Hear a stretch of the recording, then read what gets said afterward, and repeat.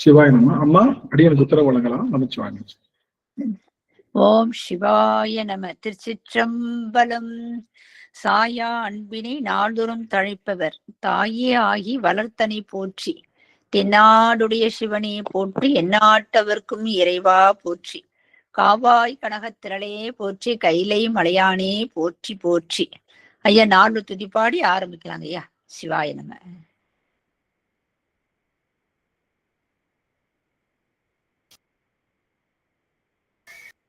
திருச்சிற்றம்பலம். புலியற்கோன்ற பொழித்த புகழியற்கோன் கடல் போற்றி. ஆலிமிசை கல்மிதப்பில் அணைந்த பிரான் அடி போற்றி.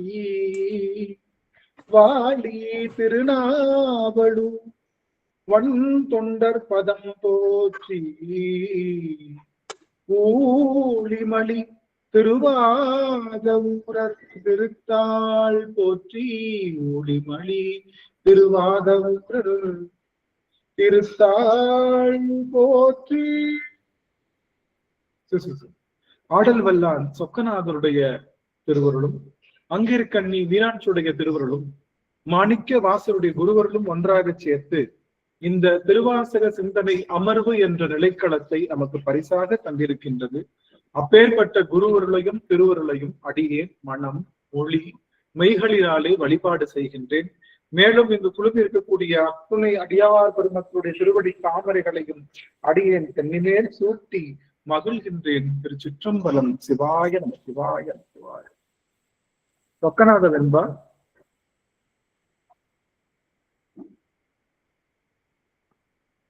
தவமோ சிறிதறியே தாரணி மேல் செய்யும் அவமோ அளவில்லை ஆனா சிவமோ பெருமாள் கூடல் பிரானே முப்பாசம் அருமாறன். சொக்கநாதா சொக்கனா சொக்கனா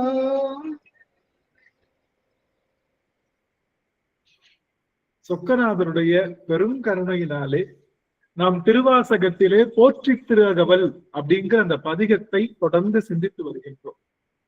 இந்த போற்றி திருஅகவல் மூலமாக நமக்கு கிடைக்கக்கூடிய செய்தி என்ன அப்படின்னு பார்த்தோம்னா, இந்த போற்றி திருஅகவல் நம் வாழ்வை உயிரிக்க வந்த ஒரு பதிகம். நம்ம வாழ்வு எடுத்ததற்கான முழுமுதற் பொருளையும் சொல்கின்ற இந்த போற்றி திருவகவல்ல அந்த ஒரு பதிகத்தை மட்டும் படிச்சா போதும். இந்த ஒரு பதிகம் மட்டும் படிச்சா போதும் 12 திருமுறைகளையும் படித்ததற்கு சமம். 14 மெய்கண்ட சாத்திரங்களையும் படித்ததற்கு சமம்.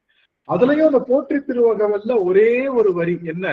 தாயா அன்பினை நாள்தோறும் தழைப்பவர் தாயே ஆகி வளர்த்தனை போற்றின்ற அந்த ஒரு வரியில நம்மளுடைய மனம் முழுமையா நின்று நாம அதை உணர ஆரம்பித்து எல்லாருக்கும் அன்பு செய்ய ஆரம்பிச்சிட்டோம்னா உலகெல்லாம் உணர்ந்து ஓதற்கரிய அந்த சிவபெருமானை உணர்கின்றோம் என்று பொருள். நாம் இந்த உடல் எடுத்ததற்கான காரணமே இறைவன் திருவடி சென்று சேர்வதற்காகத்தான். இறைவன் திருவடி சென்று சேர்வதற்காகத்தான் அப்படின்னா இறைவன் திருவடி தரமாட்டானா? இறைவன் திருவடி தரமாட்டானா அப்படின்னா இறைவன் திருவடி தருவதற்கு காத்து கொண்டிருக்கிறான் எப்பவுமே. ஆனா நாம அந்த திருவடிக்கு நம்மை தகுதியாக்கி கொள்கின்றோமா? அவனுக்கு தகுதியெல்லாம் இல்லை, எல்லாருக்கும் கொடுக்க தயாரா இருக்க. நாய் நரி பேய் எல்லாத்துக்கும் எறும்பு எல்லாத்துக்கும் தர தயாரா இருக்கான். ஆனா நாம அந்த விஷயத்த போனா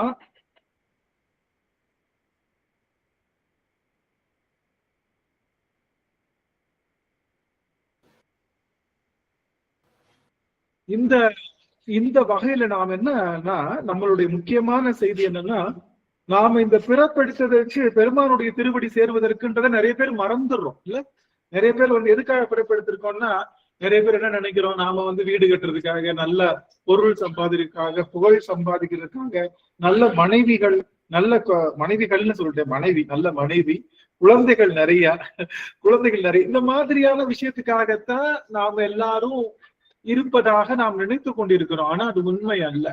நாம் எடுத்த பிறவி என்பது என்றும் நீங்காத சிவபெருமானுடைய திருவடி கடலை சென்று சேர்வதற்காகத்தான் முதல்ல நாம புரிஞ்சுக்கணும். நாம பிறவி எடுத்தது நம்ம அப்பா நம்ம சிவபெருமானுடைய திருவடியை நாம் சென்று சேர்வதற்காகத்தான். இந்த சேருகின்ற அந்த அந்த நிலைய பாஸ்டாவா ஸ்லோவாவா, ஆனா எல்லாரும் சேர போறோம். சிவபெருமானுடைய திருவடிய எல்லாரும் ஒரு நாள் சேர போறோம். என்ன ஒரு நிமிஷம் கவனிங்களேன், எல்லாரும் ஒரு நிமிஷம் நான் உங்களை பாத்துக்கிறேன். ஒரு முக்கியமான செய்தி. வாய்ப்பு இருக்கிற அடியார்கள் நீங்க உங்களுடைய வீடியோஸ் ஆன் பண்ணலாம். ஆனா ஒரு சின்ன ரெக்வெஸ்ட், யாரும் மியூட் பண்ண வேணாம், அன்மியூட் பண்ண வேணாம். நேற்றைய தினம் என்ன பண்ணாங்கன்னா, ஒரு அடியவர் என்ன சொன்னாங்க, இந்த மாதிரி திடீர்னு யாரும் அன்மியூட் பண்றாங்க, ஹெட்போன்ல கேட்கிறோம், எங்களுக்கு டெரு சத்தமா கேக்குது, ஒரு மாதிரி எங்களால பிளசண்டா கேட்க முடியல அப்படின்னாங்க. அதனால மியூட் நிலையில இருக்கீங்களா அடிக்கடி உறுதி செஞ்சுக்கோங்க. நீங்க எப்ப வேணாலும் கொஸ்டின் ரைஸ் பண்ணலாம், எப்ப வேணாலும் நீங்க பேசலாம், உங்களுக்கு முழு உரிமை உண்டு. ஆனா அப்ப பேசுறத மட்டும் ஆன் பண்ணிட்டு மிச்ச நேரம் ஆஃப் பண்ணக்கூடிய அந்த இதை மட்டும் பாருங்க. எல்லாரும் என்னால லோகனையா மட்டும்தான் பார்க்க முடியுது, சாந்தி மதி அம்மா பார்க்க முடியுது, குரு ஐயா பார்க்க முடியுது. ரொம்ப மகிழ்ச்சி குரு, ரொம்ப மகிழ்ச்சி. அவங்க எல்லாரையும் கொஞ்சம் பேரை தான் நல்லா பார்க்க முடியுது. அடியனுடைய நெட்வொர்க் ப்ராப்ளமா என்னன்னு தெரியல. இருந்தாலும் பத்மா அம்மா என்னால பார்க்க முடியுது, சரஸ்வதி அம்மா, லோகநாயகி அம்மா பார்க்க முடியுது. தெரியலையே அம்மா, பொன்முடி அம்மா, நீங்க பேசியும் தெரியல, என்ன நெட்வொர்க்ல தான் ஏதோ பேண்ட்விட்ல. மீனாட்சி சீனிவாசன் இருக்காங்க ஐயா. ஐயா மீனாட்சி அம்மா திருவடி வணங்குகின்றேன். அப்பா அம்மாவோட திருமுகம் தெரிஞ்சிருச்சு. உங்க எல்லாருடைய திருவடி வணங்கிக்கிறேங்க. தேவி அம்மா, சாமி, எங்க பாப்பா வேற உங்க சவுண்ட் கேட்டா ஒடியாந்து வந்துடுறாங்க. தங்கமே தங்கமே வணக்கம் வணக்கம். சிவாய நம சிவாய நம. மகிழ்ச்சி. அவங்க பேன்ல சொல்லுங்க, நம்ம குட்டி பாப்பாவுக்கு நான் தான் பேன்ல சொல்லுங்க. அமைச்சர் அமைச்சர் அம்மா சிவசர் திருவடி வணக்கம் ஐயா. கிருஷ்ணவேணி அம்மா, சுபாம்மா திருவடி வணங்குங்க. சம கிருஷ்ணவேணி அம்மா திருவடி வணக்கம். அமைச்சர் ரொம்ப மகிழ்ச்சி, எல்லாரையும் பார்த்துட்டேன். ஐயா ஐயா நம்ம இவங்கள ஐயா பார்த்துட்டேன், நம்ம மகேஷ் ஐயா பார்த்துட்டேன். அவ்வளவு மகிழ்ச்சி. அதுக்கு எனக்கு எந்த அடியாருக்கு அடியார்கள் தரிசனம் வந்து யார் யாருக்கு கிடைக்கணுமோ அப்பதான் கிடைக்கும் போல. ஏன்னா தவம் செஞ்சாதானே கிடைக்கும். நீ கொஞ்சமா தவம் செஞ்சிருக்கேன் போல, கொஞ்சம் கொஞ்சம் அடியார்களுடைய குறிப்பு கிடைக்கும். சரி, இப்போ கவனிங்க எல்லாரும், எவ்வளவு பேரு பெற்றோர்கள் நாமன்னு சொல்றதுக்காக தான் இந்த வார்த்தையை நான் சொன்னேன். என்னன்னா, இப்போ நாம எல்லாம் என்ன பண்ணிட்டு இருக்கோம், நாம எல்லாம் பெருமானுடைய திருவடியை பெருமானுடைய திருவடி தான் இறுதி நிலைன்றத உறுதி அட்லீஸ்ட் தெரிஞ்சுக்கிட்டோம்ல. நான் பெருமான் என்ன பண்ணிருக்கான் அப்படின்னா, உயிர்கள் இருக்கு இல்லையா, உயிர்கள். இப்ப நீங்க பாத்தீங்கன்னா எல்லாரும் இட்லி சுடுவோம், பாத்துறீங்களா? இட்லி சுடுவோமா இல்லையா? இட்லி சுடுவோம்ல. இட்லி சுடுறப்போ என்ன பண்ணிருப்போம், கொஞ்சம் இட்லி எதுல இருக்கும், எடுத்த இட்லி எல்லாம் எங்க வச்சிருக்கோம், ஹாட் பாக்ஸ்ல வச்சிருக்கோம் இல்ல. எடுத்த இட்லி ஹாட் பாக்ஸ் வச்சிருப்போம். சில இட்லி என்ன பண்ணோம், ஒரு ஈடு வெந்துட்டு இருக்கோம்ல, அந்த இட்லி வந்து எதுக்குள்ள இருக்கும், இட்லி குண்டான்ல இருக்கும். கொஞ்சம் இது வந்து நமக்கு மாவாவே வச்சிருப்போம், பாத்துறீங்களா? 3 நிலையில இருக்கும் இட்லி. ஒண்ணு மாவாவே இருக்கும், 2வது வெந்துட்டு இருக்கும், 3வது வெந்ததை எடுத்து என்னது ஹாட் பாக்ஸ்ல வச்சுட்டோம். 3 இருக்கா? அது மாதிரி சிவபெருமான் உயிர்களை உய்வித்த உயிர்கள் இருக்கு இல்லையா, சிவபெருமானுடைய திருவடி அடைந்த உயிர்கள் எல்லாம் யாரு, வெந்து ஹாட் பாக்ஸுக்கு போன இட்லி. புரியுதுங்களா? வெந்து ஹாட் பாக்ஸ்க்கு போன இட்லி எல்லாம் உயிர், அதாவது வருவித்த சிவபெருமானால அருளால இருக்கிற அருள் பெற்ற அந்த ஆன்மாக்கள் எல்லாம் வெந்து பக்குவம் அடைந்து ஹாட் பாக்ஸ் தான் சிவபெருமானுடைய திருவடின்னு வச்சுக்கோமே, அந்த போயிடுச்சு. இப்ப வெந்துகிட்டு இருக்கிற இட்லி என்னது, இந்த வெந்துகிட்டு இருக்கிற இட்லி அது சிவபெருமானுடைய திருவடி. ஆமா, ஹாட் பாக்ஸுக்கு போக வேண்டிய திருவடி, ஹாட் பாக்ஸுக்கு போக வேண்டியது, அதனால அது வெந்துட்டு இருக்கு. அது சில இன்னும் உள்ளுக்குள்ள என்ன இருக்கு, ஆன்மா சிலது எப்படி இருக்குன்னா, அந்த வாளியில அப்படியே மாவாவே இருக்குல்ல, அந்த மாதிரி சில ஆன்மாக்கள் இன்னும் என்ன பண்ணல, உடலே கொடுக்கல.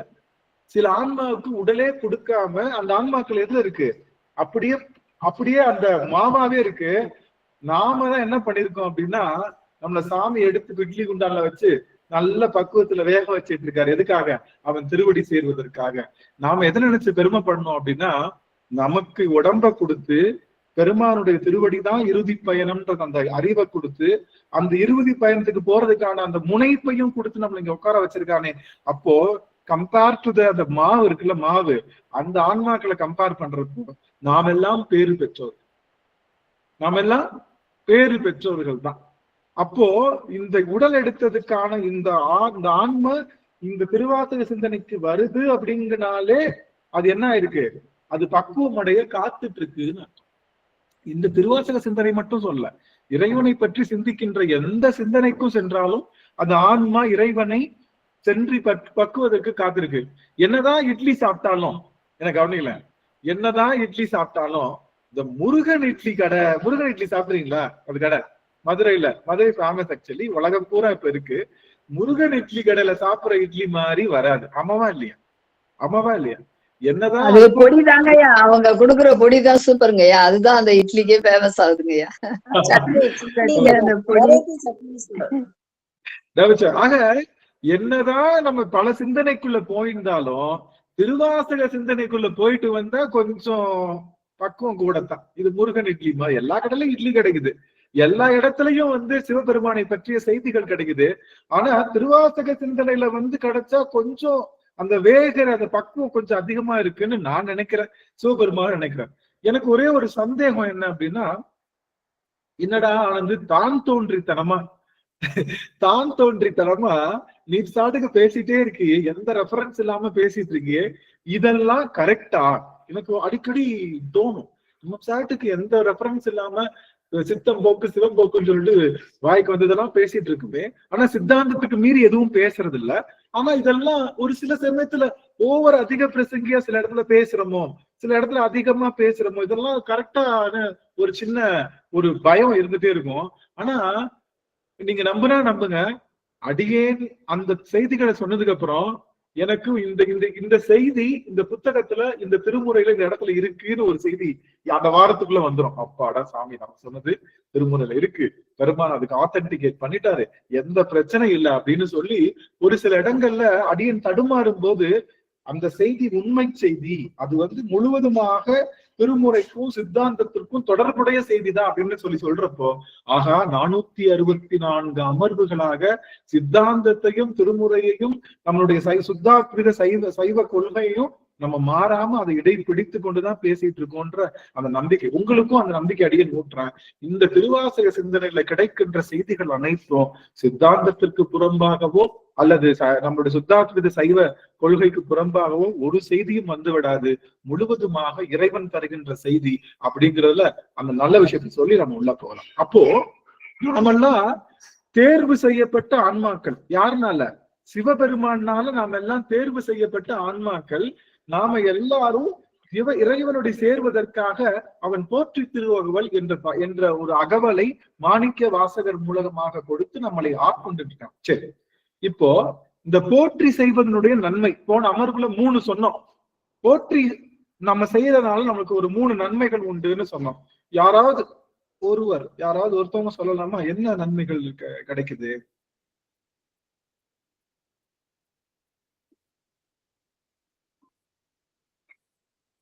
நான் பேசுறது கேக்குதுங்களா? ஃபர்ஸ்ட் சுவாமி கேக்குதுங்கயா, நல்லா கேக்குதுங்கயா. சிவமம் தன்மை வரும் போற்றி செய்தால். ஓகே, சிவமம் தன்மை ஒன்று 2. இந்த போற்றியின் மூலமாக நாம் பெறுகின்ற நன்மை 3 சொன்னோம். சரியா? அதை ரீகால் பண்ணிடுவோமா? ஆன்மா தனி வழியில் உதவுவது நாம் செய்யும் போற்றி திருவகவல். முதல் பாயிண்ட், ஆன்மா தனி வழிக்கு எல்லாருக்கிட்டையும் அன்பா இருக்கும். சரி, ஆன்மாவினுடைய தனி வழிக்கு உதவுவது இந்த போற்றி. 2வது, இறைவனை கண்டதுமே இந்த ஆன்மா போற்றி செய்ய தொடங்கும். அப்ப இந்த போற்றி இருந்ததுன்னா இன்னும் அதற்கு அருமையாக போற்றி செய்கின்ற இயல்பு கிடைக்கும். அது 2வது. 3வது என்ன?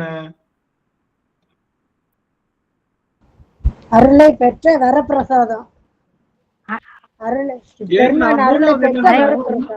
அறிவை பெறுவது இந்த போற்றி. உண்மை அறிவு எது? சிவபெருமான் ஒருவன் தான் உண்மை அறிவு. அவனை பற்றி அறிகின்ற ஆற்றல் போற்றிகள்ல மட்டும்தான் இருக்கு. அவனை பற்றி அறிகின்ற ஆற்றல் போற்றி. லோகநாயகி அம்மா மியூட் பண்ணிக்கலாம், நீங்க பேசுங்க எல்லாருமே. கண்டிப்பா அதை நீங்க மியூட் மேல இருக்கீங்களான்றத உறுதி செய்து கொண்டே இருக்கு. ஆஹா, அடியே செய்த தவம் எல்லாரும் தெரிய ஆரம்பிக்கிறாங்க. மகிழ்ச்சி. மகேஷ் ஐயா, சாந்திமதி அம்மா, கலைவாணி அம்மா, சரஸ்வதி அம்மா, நாச்சிமுத்து அம்மா அவர்கள், சரஸ்வதி குருசாமி அம்மா அவர்கள் தெரிகிறாங்க. அடியன் செய்த தவம் அடியன் செய்த பெருந்தவம் மீனாட்சி அம்மா, ஜானகி அம்மா, நமச்சிவாய விமலா தேவி அம்மா, ஐயா சின்னம்மா மீண்டும் அந்த தெரிஞ்சுக்கணும். ஆன்சர் சொல்லுங்க ஐயா, மீண்டும் சொல்லுங்க ஐயா ஒரு முறை. 3 செய்தி என்னன்னா, ஆன்மாவினுடைய தனிவழிக்கு செல்வதாக, ஆன்மாவினுடைய தனிவழினா இந்த ஆன்மா உடல் இல்லாம இருக்கிறப்போ இந்த ஆன்மாவுக்கு உறுதுணையாக அமைவது இந்த போற்றி ஃபர்ஸ்ட். 2வது, இறைவனை கண்டதும் போற்றி செய்ய தொடங்கும் இந்த ஆன்மா. நல்லா தெரிஞ்சுக்குச்சுன்னா தெரிஞ்சு போற்றி செய்யும். அதனால அந்த இறைவனை கண்டதும் போற்றி செய்வதற்காக இருக்கிறது. இப்ப நம்ம பாத்தீங்கன்னா, நம்ம வீட்டுக்கு பெரிய மோடி வரான்னு வச்சுக்கோங்க, என்ன பண்ணுவோம், நம்ம நல்ல சமையல் எல்லாம் செஞ்சு அவருக்கு ஒரு நேரம் சாப்பிட வராருன்னா செஞ்சு கொடுப்போம்ல. இதுவே சமைக்க தெரியாதவங்க வீட்டுக்கு வராருன்னு வச்சுக்கோங்க ஒரு பேச்சுக்கு, அவங்களுக்கு தெரிஞ்சது சமைச்சு கொடுப்பாங்க இல்ல, வச்சு கொடுக்க போறது அவங்க. ஆனா சிறப்பா சமைக்க முடியுமான்னு இல்ல, சமையல் தெரிஞ்சுட்டு சமைக்கும் போது இன்னும் சிறப்பா. அது மாதிரி போற்றியை இந்த ஆன்மா ஊடுருவி சொல்ல ஆன்மாவினுடைய ஆன்மாக்குள்ள அது இருந்தனால இறைவனை கண்டது எந்த தங்கு தடையும் இல்லாம போற்றி செய்ய ஆரம்பிக்கும், அதனுடைய வேலை. 3வது, இந்த ஆன்மாவினுடைய அறிவு, உண்மை அறிவினுடைய விளக்கம் பெறுதல். அதுதான் உண்மை அறிவு. எது அப்படின்னா, ஐயோ எனக்கு அது தெரியும், எனக்கு மேத்ஸ் தெரியும், எனக்கு பிசிக்ஸ் தெரியும், எனக்கு கெமிஸ்ட்ரி தெரியும், எனக்கு அஸ்ட்ரோபிசிக்ஸ் தெரியும், நான் பிஏ படிச்சிருக்கேன், நான் இன்ஜினியரிங் படிச்சிருக்கேன், நான் டெக்னாலஜி படிச்சிருக்கேன், இப்படி எல்லாம் சொல்றதை விட இதெல்லாம் அறிவுகள் எல்லாமே சடப்பொருளை பற்றிய அறிவு தான். கவனிங்க எல்லாரும், நம்ம படிச்ச எல்லா அறிவும் எதை பத்தி தான்? சடப்பொருள். நம்ம படிக்கிறோம்ல, நல்லா கவனிங்க, எம்பிபிஎஸ் படிக்கிறோம்ல, எதை பத்தி தான் படிக்கிறோம்? எம்பிபிஎஸ் படிக்கிறோம்ல, எதை பத்தி படிக்கிறோம்?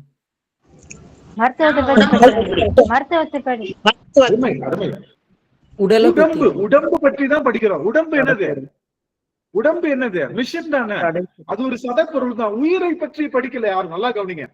ஆனா உயிரை பற்றிய படிப்பு எங்க படிக்கிறோம்னா, திருவாசகத்திலையும் தேவாரத்திலையும் 12 திருமுறைகள்லையும் பற்றிக்கிற படிப்பு தான் உயிரை பற்றிய படிப்பு. இந்த எல்லா படிப்பும் சடப்பொருள்களை பற்றிய படிப்பு. நாம படிக்கிற இந்த திருவாசகமும் தேவாரமும் மற்ற எல்லா 12 திருமுறைகளும் தான் உயிரை பற்றி படிக்கின்ற படிப்பு.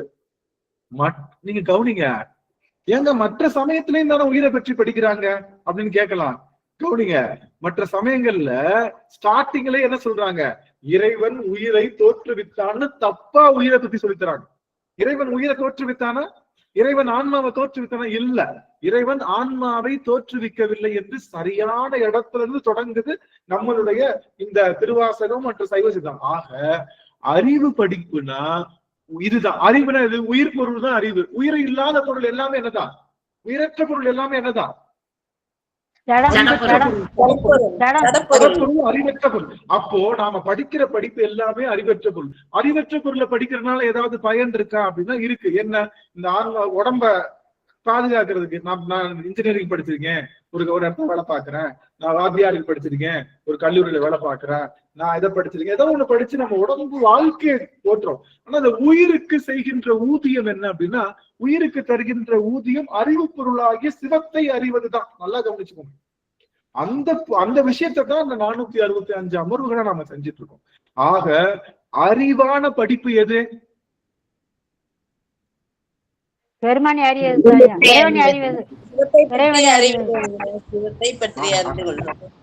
சிவபெருமானை பற்றி அறிகின்ற அறிவு தான் அறிவான படிப்பு. மற்ற எல்லாமே அறிவற்ற படிப்பு தான், வேற ஒண்ணும் இல்லை. ஆக அவனை பத்தி படிக்கணும்னா எங்க சொல்லி இருக்காங்க அப்படின்னு பார்த்தோம்னா, அவனை பத்தி படிக்கணும்னா நமக்கு இந்த திருமுறையில போற்றிகள் மூலமாக அவனை பத்தி சொல்றான். சிவபெருமானை பத்தி போற்றி திருவகவல்லையும் எல்லா போற்றிகள்லையும் அவனை பத்தி சொல்றாங்க. அவன் எப்படிப்பட்டவன், அவன் எப்படிப்பட்டவன், அப்படி அவன் எப்படிப்பட்டவன் தெரிஞ்சுக்கிறது தான் இந்த ஆன்மாவினுடைய முழுமுதற் பொருள். புரிஞ்சுக்கிறீங்களா? இப்ப நாம திருமணம், எல்லாரும் திருமணமானவங்க எத்தனை பேரு? எல்லாரும் கை தூக்கணும். இல்லாட்டி இந்த மாதிரி இந்த சிம்பல் கொடுங்க. எல்லாரும் ரைட்டு. திருமணமானவர்கள் எத்தனை பேர்? இவ்வளவு பேர் திருமணமானவர்கள், முக்கால்வாசி திருமணமானவர்கள் தான். சரி, திருமணம் ஆகாதவர்கள் எத்தனை பேர்னு கேட்டாலும் அதுக்கு நம்ம குரு ஐயா 2-3 அடியார்கள்லாம் இருக்காங்க. அவங்களாம் திருமணம் ஆகாத அடியார்களும் இருக்காங்க. இப்போ திருமணம் ஆகிற இப்ப நம்மளுடைய மெயின் மோட்டிவேஷன் என்ன அப்படின்னா, என்னன்னா முக்கியமா பாருங்க, இப்போ நம்மளுடைய வாழ்க்கை துணை இருக்காங்கல்ல, வாழ்க்கை துணைய பற்றி புரிந்து நாம அவங்களோட இல்லறம் செய்வதுதான் என்னது? சரியான இல்லறம். ஆமாவா இல்லையா? அந்த வாழ்க்கை துணையை பத்தி புரிஞ்சுக்கணும். அவங்க எப்படிப்பட்டவங்க, அவங்க என்ன இந்த அம்மாவுக்கு என்ன செஞ்சா பிடிக்காது, இந்த ஐயாவுக்கு என்ன செஞ்சா பிடிக்காது, இவங்களுக்கு இது பண்ணா பிடிக்காதுன்னு சொல்லிட்டு அவங்க ரெண்டு பேர் அண்டர்ஸ்டாண்டிங்ல இருந்தாதான் அந்த இல்லறம் நல்லா இருக்கும். ஆனா இந்த அம்மா என்ன நினைக்கும், இந்த ஐயாவுக்காகவே வாழ்நாள் பூரா வாழ்ந்துடலாம்னு நினைக்கும். ஏன்னா இந்த ஐயா நமக்காக இருக்காரு நம்ம பூரா. அதே மாதிரி இந்த ஐயா நினைப்பாரு இந்த அம்மாவுக்காகவே வாழ்ந்துடலாம். சரி, திருமணம் ஆக போறவங்களுக்கு என்ன, நம்முடைய மனைவி இப்படி இருக்கணும், நமக்கு இந்த மாதிரி இருக்கணும் அப்படின்னு அவங்க ரெண்டு பேருக்குள்ளேயும் எது எப்படியோ திருமணம் ஆனவர்களும் ஆகாதவர்களும் தன்னுடைய வாழ்க்கை துணையை பற்றி சரியாக புரிந்து கொள்வது என்பது மிக முக்கியம். ஆமாவா இல்லையா? சப்போஸ் புரிஞ்சுக்கல என்ன நடக்கும்? ரெண்டு பேருக்கும் புரிஞ்சுக்கல, இந்த ஐயா யாருன்னு இந்த அம்மாவுக்கு தெரியாது, இந்த அம்மா யாருன்னு முதல்ல ஒரு 3 மாசத்துக்கு லடா இருக்கும்ல, அவருக்கு பிடிக்காது இந்த அம்மா அப்படி இப்படின்னு சொல்லி. ஆனா நாட்கள் போக போக புரிந்து கொள்ளுகின்ற ஆற்றல் வரும் இல்லையா ரெண்டு பேருக்கும். அப்படி புரிந்து நடத்துகின்ற இல்லறம் தான் என்னது சிறந்த இல்லறமா, அன்பான சிறப்பான இல்லறமா இருக்கும். ஆனா இந்த அம்மாவுக்காக இவர் எல்லாத்தையுமே விட்டுருப்பாரு, அந்த ஐயாவுக்காக எல்லாம் விட்டுருப்பாங்க. திடீர்னு இந்த அம்மா உடல் பெருமானுடைய திருவடிக்கு சேர்ந்துட்டான்னு வச்சுக்கோங்க, இவர் விட்டதெல்லாம் என்ன திரும்ப பிடிக்க முடியுமா அந்த அம்மாவை? இல்ல அந்த ஐயாவை திரும்ப பிடிக்க முடியுமா? முடியாது. இவங்களுக்காக வாழ்க்கையில எல்லாத்தையுமே விட்டுருப்பாங்க. ஆனா எல்லா பிறவியிலையும் எல்லாத்தையும் விட்டுட்டு சிவபெருமான் நம்ம கூட தான் இருக்கான். எல்லாத்தையும் விட்டுட்டு சிவபெருமான் நம்ம கூட தான் இருக்கான். அவனை பத்தி புரிஞ்சுக்காம நம்ம மற்றவர்களை புரிந்து கொள்ளவே முயற்சி செய்யறோம். இனிமே நாம என்ன பண்ணலாம்னா, அதுதான் மத்தவங்களை புரிஞ்சுக்காம இருக்கணும்னு சொல்ல, சிவபெருமானை புரிந்து கொள்வத அவன் யாரு, அவன் எப்படிப்பட்டவன்றத ஒவ்வொரு நாளும் ஒரு இழையாக புரிந்து கொண்டே இருக்க போறதான். ஒரே ஒரு செய்தி மட்டும் எல்லாரும் ஆன் பண்ணிக்கலாம், ஒரு செய்தி மட்டும். சிவபெருமான் எனக்காக இருக்கான்னு சொல்றீங்களே, அது எப்படி? ஒரு நிமிஷம் மட்டும் ஆன் பண்ணிக்கலாம், ஒரே ஒரு நிமிடம் மட்டும் உங்களை ஆன் பண்ண சொல்றதே பாக்குறேன். மகிழ்ச்சி. சிவபெருமானை புரிந்து கொள்வதற்காக நாம் என்ன பண்றோம் அப்படின்னா, நாம இருக்கோம், அதுக்குதான் இருக்கோம். சரி, அவன் நம்ம கூட இருக்கான்னு சொல்றீங்கல்ல. இப்ப நம்ம வீட்டுல ஒரு அம்மா இருக்காங்க, 8 குழந்தைங்க இருக்காங்க. ஒரு அம்மா இருக்காங்க, 8 குழந்தைங்க இருக்காங்கன்னு வச்சுக்கோங்க. அம்மா இருக்காங்க, 8 குழந்தைங்க இருக்காங்கன்னு வச்சுக்கோங்க. அம்மா என்ன பண்ணுவா? சமைப்பா. எப்படி சமைப்பா? ஒவ்வொரு குழந்தைக்கும் ஒவ்வொரு விதமா சமைப்பா. ஒவ்வொரு குழந்தைக்கும் ஒரு விதமா சமைப்பா. குழந்தைக்கு ஒரே மாதிரிதான் சமைச்சு தருவாங்க. அந்த காலத்துல மொத்தமா. ஆமா, அந்த காலத்தை பத்தி பேசுறோம். அந்த காலத்தை பத்தி தான் பேசுறோம். இப்ப பிள்ளைங்க 2 பிள்ளைங்க இருக்கிறதுனால ஒரு பிள்ளைக்கு இது பருப்பு தோசை பிடிக்கும், ஒரு பிள்ளைக்கு தக்காளி சட்னி பிடிக்கும்னு அம்மா வைக்கிறா. அந்த காலத்துல 10 பிள்ளைங்க இருக்காங்க. 10 பிள்ளைங்களுக்கும் என்னென்ன பிடிக்கும் அந்த வசதியும் கிடையாது. அதனால அந்த காலத்துல என்ன பண்ணுவாங்கன்னா, மொத்தமா தான் சமைப்பாங்க எல்லாத்துக்கும். அம்மா ஒருத்தி தான். ஆனா குழந்தைகளுக்கு எப்படி சமைப்பாங்க? மொத்தமா சமைச்சு வச்சிருவாங்க. எல்லா குழந்தைக்கும் ஒரே மாதிரியான சமையல் தான்.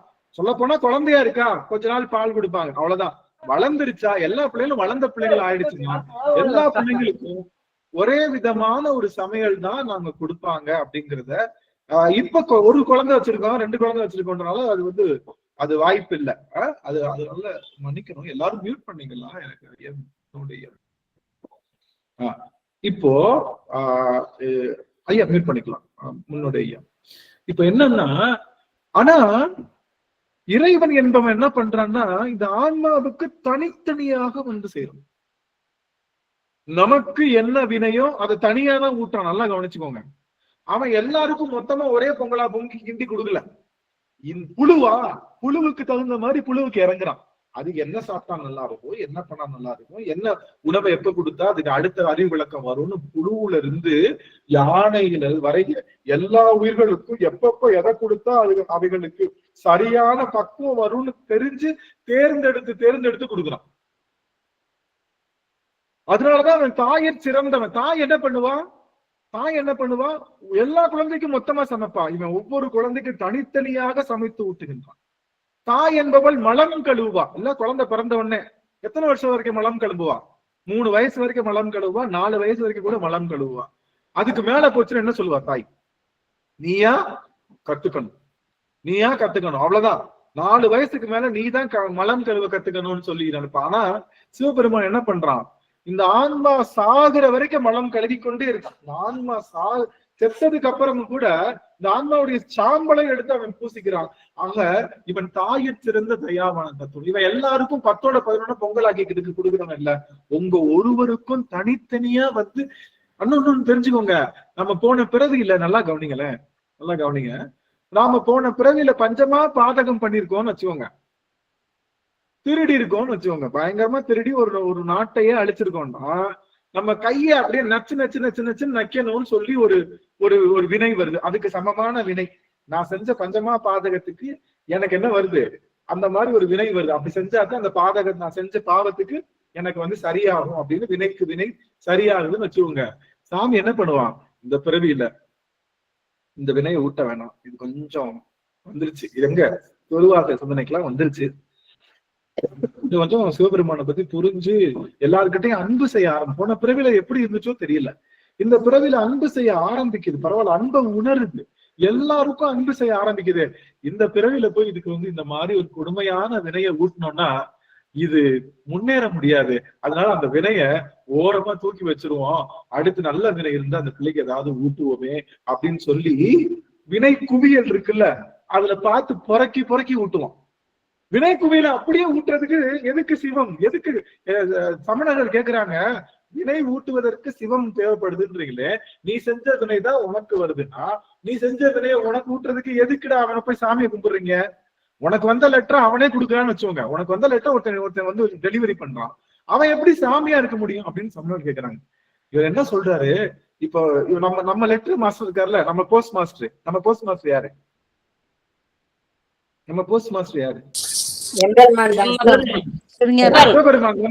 அவன் என்ன பண்ணுவான்னா, நினைச்சு பாருங்க, அவன் வந்து ஒரு செய்தி கொண்டு வருவான். செய்தி கொண்டு வரப்போ சுத்தி வீட்டுல ஆளுங்கெல்லாம் இருப்பாங்க. என்ன செய்தி அப்படின்னு பார்த்தா இவருக்கு வேலை போயிடுச்சுன்ற செய்தி. அப்ப சுத்தி ஆளுங்கெல்லாம் இருப்பாங்க. என்னன்னு கேட்டா, ஐயோ அவருக்கு நேத்துதான் கொஞ்சம் நெஞ்சு வலி, அவர் கொஞ்சம் அதிர்ச்சியான செய்தி எல்லாம் சொல்லக்கூடாது அப்படின்னு சொல்லியிருக்காங்கன்னு தெரிஞ்ச உடனே நம்ம போஸ்ட் மாஸ்டர் என்ன பண்ணுவாங்க தெரியுமா, ஓ இந்த செய்தியை சொன்னா அவனுக்கு வந்து ப்ராப்ளம் ஆயிடுமா, சரி ஓகே இந்த செய்தியை நம்ம வந்து அப்புறமா சொல்லிக்கலாம் அப்படின்னு எடுத்துட்டு போயிட்டு நல்ல செய்தியை எடுத்து கொண்டு வந்து கொடுக்குறான். பாத்தீங்களா, அவன் தான் சிவபெருமான். நம்ம போஸ்ட் மாஸ்டர் அப்படிதான், வந்த வினையை அப்படியே கொடுக்குறவன். வந்த வினையை இந்த ஆன்மாவினுடைய பக்குவத்துக்கு தகுந்த மாதிரி கொடுக்குறான். என்னை ஒரு நிமிஷம் கவனிங்களேன், சிவபெருமான் வந்த வினைய இந்த ஆன்மாவுக்கு பக்குவத்துக்கு தகுந்த மாதிரி கொடுக்கறதுனாலதான் அவன் இறைவன். இல்ல அப்படியே வர்ற வினையை அப்படியே கொடு. ஒண்ணும் இல்ல, உங்களுக்கு மிளகா சாப்பிடணும்னு ஒரு வினை இருக்குன்னு வச்சுக்கோங்க, உங்களுக்கு ஒரு மிளகா சாப்பிடணும்னு இருக்கு ஒரு வினை இருக்குன்னா அத நீங்க பிறந்து ஒரு 10 நாள்ல உங்களுக்கு கொடுத்தான்னு வச்சுக்கோங்களேன், மிளகா சாப்பிடுற வினையை உங்களுக்கு கொடுத்தான் என்ன ஆகும்? குழந்தை இறந்துருங்க,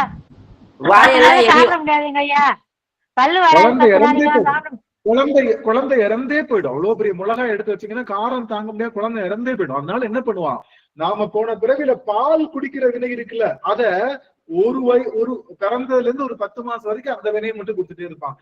கவனிங்க, அந்த பாலை கூட தாயினுடைய மார்புல இருந்து குடிக்கக்கூடிய வினையை கொடுத்துருக்கான் நம்ம எல்லாத்துக்கும். எத்தனையோ குழந்தைங்க தாயின் மார்பு இல்லாம புட்டி பாலை குடிச்சு அனாதையா வேற இடத்துல எங்கெங்கயோ இருந்து எப்படியோ வளர்றத விட தாயினுடைய மார்புல இருந்தே பால் குடிக்கின்ற வினைய அங்க கரெக்டான இடத்துல கொடுத்து, கரெக்டான இடத்துல கல்வியை கொடுத்து, கரெக்டா கண்ணு காது மூக்குன்னு எல்லா விதமான கருவிகளையும் செயல்பட வைத்து, நல்ல குழந்தைகளை கொடுத்து, நல்ல வேலையை கொடுத்து, அவனை அறிகின்ற ஆற்றலை கொடுத்திருக்கான்னா அவனுடைய அந்த அந்த அந்த அந்த அந்த இறை தன்மையை நீங்க போற்ற வேணாமா? நினைச்சு பாருங்க.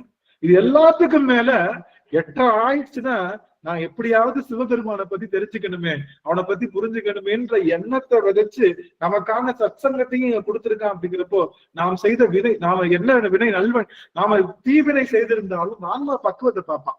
இந்த ஆன்மா இப்ப குழந்தையா இருக்கு, அப்போ இன்னைக்கு இதுக்கு என்னது காரம் சாப்பிடக்கூடாது.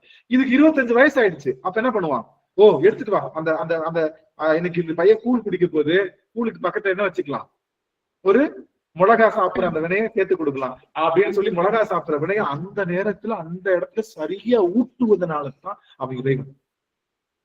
அதனால கவனிங்க, நீங்க பக்குவம் அடைஞ்சிட்டீங்கன்னு வச்சுக்கோங்க, உங்களுக்கு வர வர கெட்ட வினையெல்லாம் சாமி கொடுக்கவே மாட்டார். நல்லா கவனிச்சு, அடியனுக்கு மேலே புள்ளறீங்க. நீங்க மனசுல அப்படியே பக்குவம், இறைவனுடைய பக்குவத்தை வச்சிருக்கீங்கன்னா, போன ஜென்மத்துல நீங்க பஞ்சமா பாதகம் பண்ணி அதுக்கு முந்தைய ஜென்மத்துல முழுவதுமாகவே தீமை செய்திருந்தாலும் அவன் என்ன பண்ணுவான், நல்ல நல்ல வினையெல்லாம் பொறுக்கி இது பக்குவம் ஆயிட்டே இருக்கு, சரி போடுவோம்னு பக்குவம் ஆயிடுச்சுன்னா தோசை கல்லுடைய தீய குறைச்சிருவோம்ல. நல்லா வேக ஆரம்பிக்குது அப்படின்னா என்ன பண்ணுவோம், நல்ல ஓரளவுக்கு வெந்துருச்சு பொன்னிறமா ஆயிடுச்சுன்னா என்ன பண்ணுவோம், அப்படியே தோசைகளுடைய தீயை குறைச்சு அந்த ஆன்மாவை நம்ம பக்குவப்படுத்துவது போல பெருமாள் என்ன பண்ணுவான்னா, இந்த உடம்பு பக்குவம் ஆயிடுச்சுன்னா வந்த வினையும் வல்வினையும் கந்தன் என்று சொல்லிட கலங்கிடுமே என்று சொல்லுகின்ற வகையில பெருமாள் நமக்கு வருகின்ற வினைகள் எல்லாத்தையும் ஃபில்டர் பண்ணிதான் அனுப்பும். இந்த ஆன்மாவுக்கு கொஞ்சம் ஓவரா பண்ணுது அப்படின்னு வச்சுக்கோங்க. இது சொன்னா கேட்க மாட்டேங்குது, இது சொன்னா அறிய மாட்டேங்குது, சிவத்தை பத்தி எந்த சிந்தனை இல்லையா, போடு அப்ப இந்த உலகம் எப்படிப்பட்டதுன்னு காட்டுவோம்னு சொல்லி உலகத்துல இருக்கக்கூடிய எல்லாத்தையும் போட்டு அடிச்சு நொறுக்கிறப்பதான், அப்ப சாமி எல்லாத்த பார்த்து ஏமாந்துட்டேன், நான் பொருளை நினைச்சு ஏமாந்துட்டேன், பெருமானே எனக்கு என்ன சாமின்னு சொல்றப்போ தன்னுடைய வடிவத்தை காமிச்சு எப்படியாவது இந்த பிள்ளைய நல்வழி பக்குவத்தை கொண்டு வரணும்ன்றதுக்காக பெருமான் செய்கின்ற பெரும் திருவிளையாடல் தான் இந்த பிறவி. அதுல நல்லா கவனிச்சுக்கோங்க, இங்க இருக்கக்கூடிய 63 பேரையும் பெருமான் ஃபில்டர் பண்ணி உங்களுக்கு வருகின்ற வினைகள்லாம், இந்த நேரம் நம்ம என்ன பண்ணிப்போம், திருவாசகனை வராம இருந்தா ஏதோ ஒரு வினை செய்துட்டு இருப்போம். சிவத்தை தவிர செய்கின்ற எல்லா வினையும் அவவினைதான். நீங்க சிவத்தை தவிர எந்த வினை செய்தாலும் அது என்ன வினைதான், அது அவவினைதான், அவவினை. சிவத்தை பற்றி செய்கின்ற வினைதான் சிவவினை.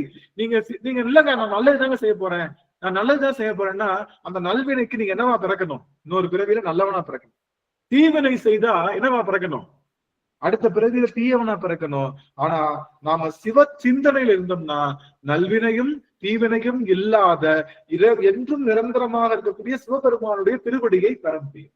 அதனால எவ்வளவுக்கு எவ்வளவு சிவ சிந்தனையில இருக்கிறோமோ அவ்வளவுக்கு எவ்வளவு பக்குவம் பெறுவோம். கவலைப்படாதீங்க, உங்களை பெருமான் ஒரு நாளும் கைவிட்ட மாட்டான். உங்களுக்கு தர வேண்டிய நல்வினையை கொடுத்து எப்படியாவது பாஸ் போட்டு விட்டுறலாம், பாஸ் மார்க் போட்டுடலாம் அப்படின்ற வினையில தான் இருக்கா. அதனால கவனிச்சுக்கோங்க, சிவபெருமானை அறிகின்ற அந்த படிப்பு தான், சிவபெருமானை அறிகின்ற அந்த படிப்பு தான் இந்த ஆன்மாவுக்கு தேவையான படிப்பு. நீங்க எல்லாரும் இப்பதான் சரியா படிச்சுட்டு இருக்கீங்க, இப்ப வந்து கத்துக்கிறீங்கல்ல சிவபெருமான பத்தி.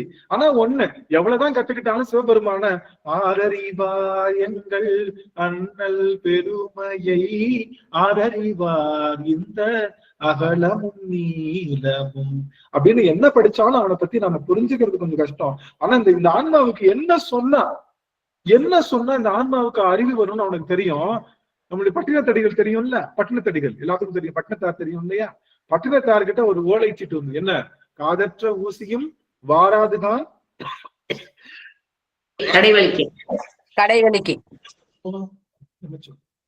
காதற்ற ஊசியும் வாராதுகான் கடைவழிக்கேன்னு சொன்ன அந்த ஒரு வார்த்தை அவர் என்ன பண்ணிருச்சு, முழுவதுமாக பக்குவப்படுத்தி. அப்படி பெருமானுக்கு தெரியும் எந்த வார்த்தையில முழுவதுமா உங்களை பக்குவப்படுத்தணும்னு. கொஞ்சம் கொஞ்சமா பக்குவப்படுத்திட்டே இருவான். ஒரு வார்த்தையில முழு ஞானத்தையும் கொடுத்துருவான்.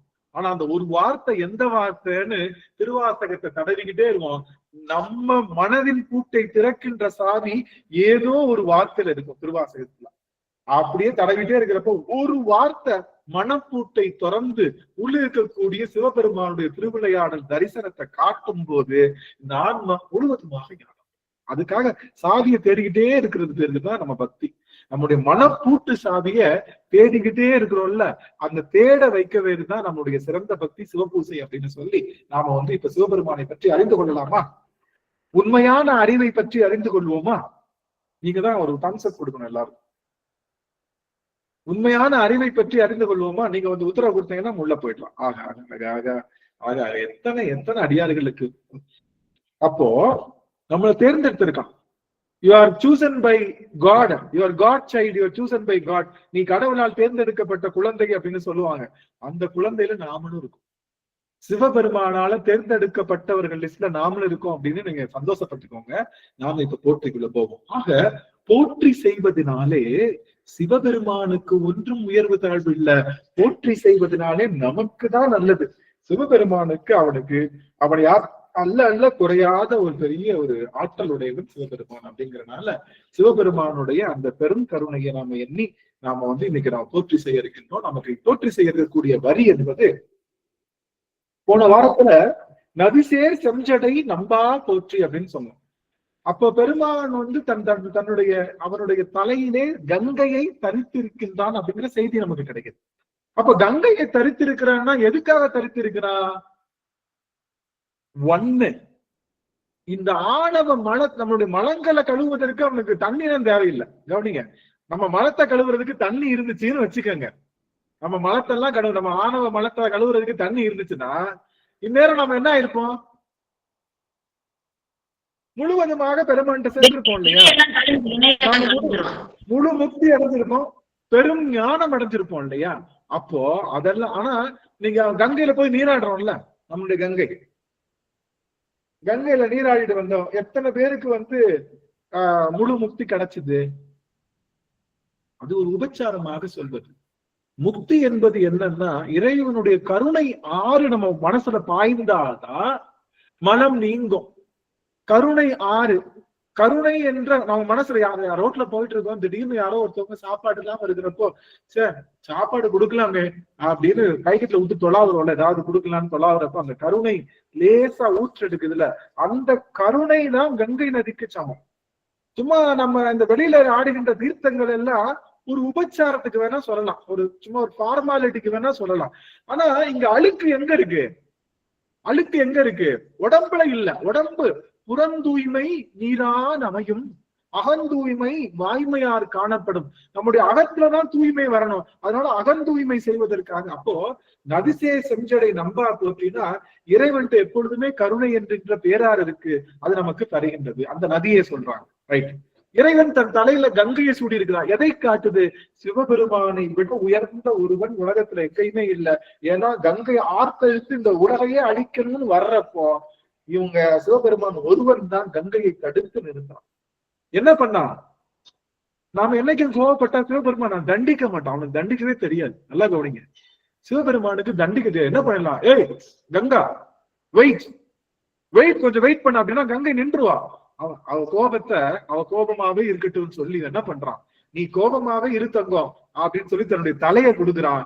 தலையில அவன் சாமியுடைய அந்த சிரசு கேசத்துல ஒரு துளி பட்ட உடனே அந்த கருணையாளனுடைய கருணை அவளுக்குள்ளேயும் வந்துச்சு. அவளுடைய கோபம் சுக்கு சுக்கா உடஞ்சிருச்சு.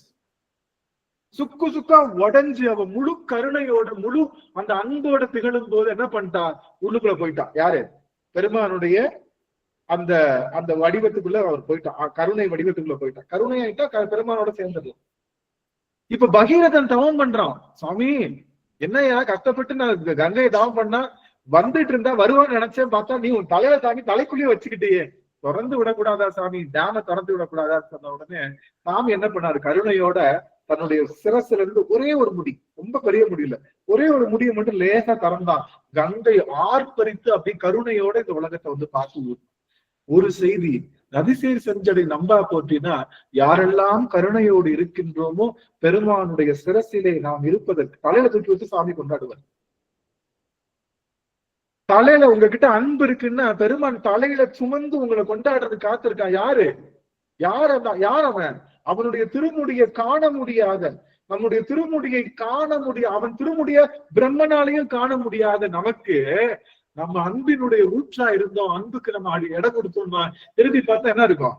சிவபெருமானுடைய திருமுடிதான் நம்முடைய டெஸ்டினேஷன். நம்ம அங்கதான் உட்கார்ந்துருப்போம்.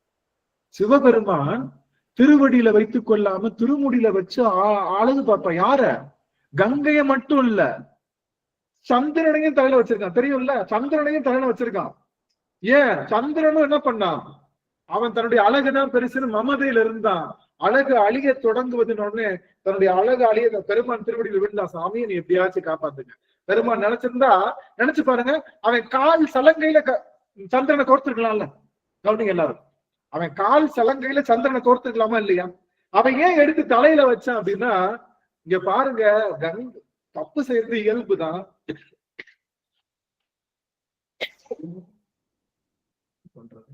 தப்பு செய்வது இயல்புதான்.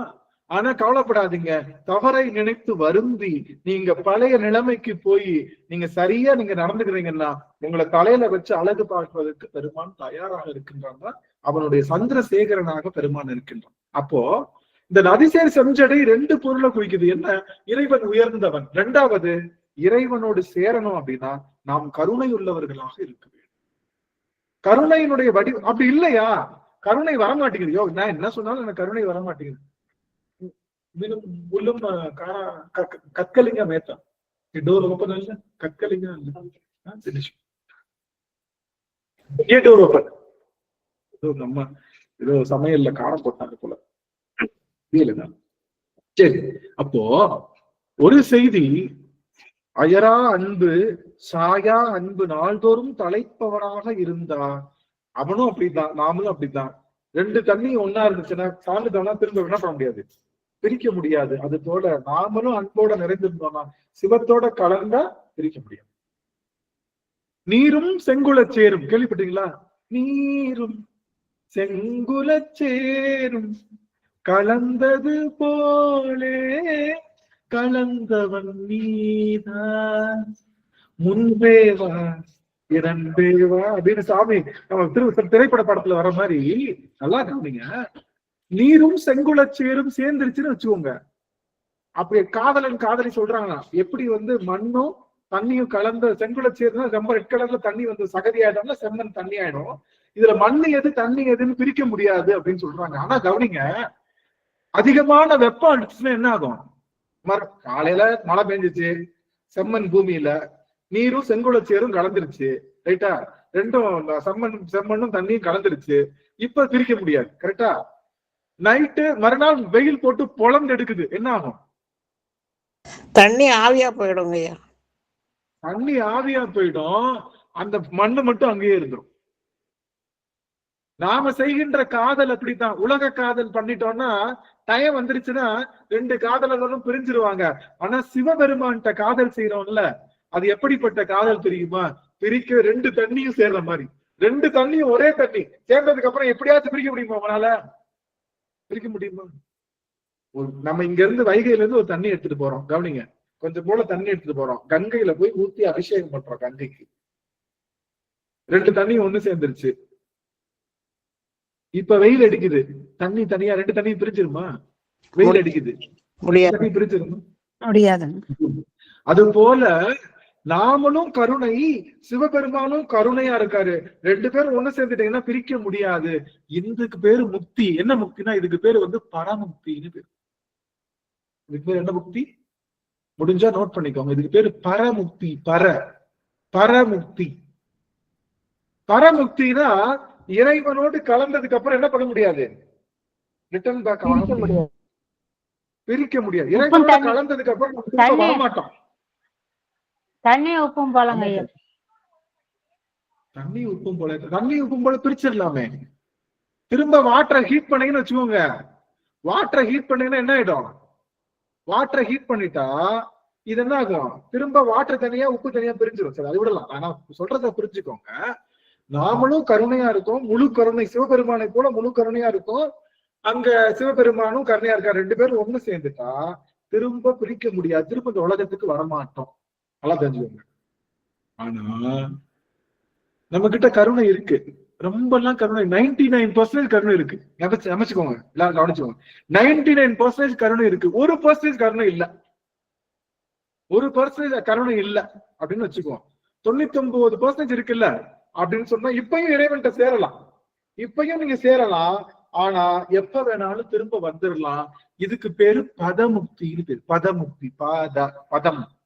பதமுக்தி. பதமுக்தினா போஸ்டிங் மூலமா முக்தி வாங்குறது. பெருமான்கிட்ட போய் ஜாயின் பண்ணிட்டு, சாமி இந்த மாதிரி பண்ணிருக்கேன், சரிப்பா வாப்பான்னு கூப்பிட்டுக்குவார். சாமி இவ்வளவு நல்லது பண்ணிருக்கேன், சரி வா என் கூட கூப்பிட்டு. நல்லதெல்லாம் முடிஞ்சிருச்சுன்னா திரும்ப என்ன பண்ணிடுவாரு? போயிட்டு வான்னு அனுப்பிச்சுவார். சுந்தரர் இருக்காருல்ல, சுந்தரர் மேல போனாரு, சாமியை பார்த்தாரு, சாமி கூடவே இருந்தாரு. திடீர்னு திரும்ப அனுப்பிச்சிட்டாரு. என்ன முக்தி இது? என்ன முக்தி? பதமுக்திங்க. பதமுக்தி. போய் திரும்பி ரிட்டர்ன் ஆயிடும். நமக்கு வந்தாங்கல்ல, அவங்க வந்ததே எதுக்காக? சுந்தரர் எதுக்காக வந்தாரு?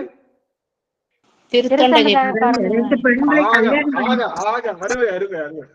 எல்லாருக்கும் திருத்தண்டத்துக்கு தில்லைவாள் அந்தனதம் அடியார்க்கும் அடியே திருநீல கண்டத்து குயவனார் கடியே இல்லையே என்னாத இயற்பகைக்கும் அடியேன் இளையாந்தன் குடிமாறன் அடியார்க்கும் அடி.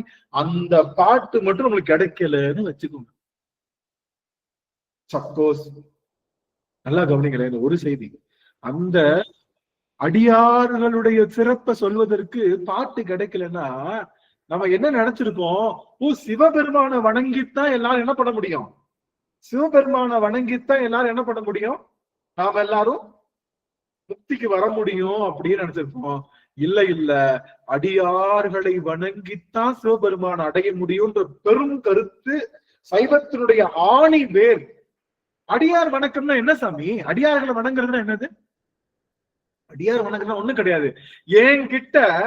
என்கிட்ட ஆணவம் இல்லை, நான் பெரியாள் இல்லைன்னு சொல்றதுக்கு பேர் தான் அடியார் வணக்கம்.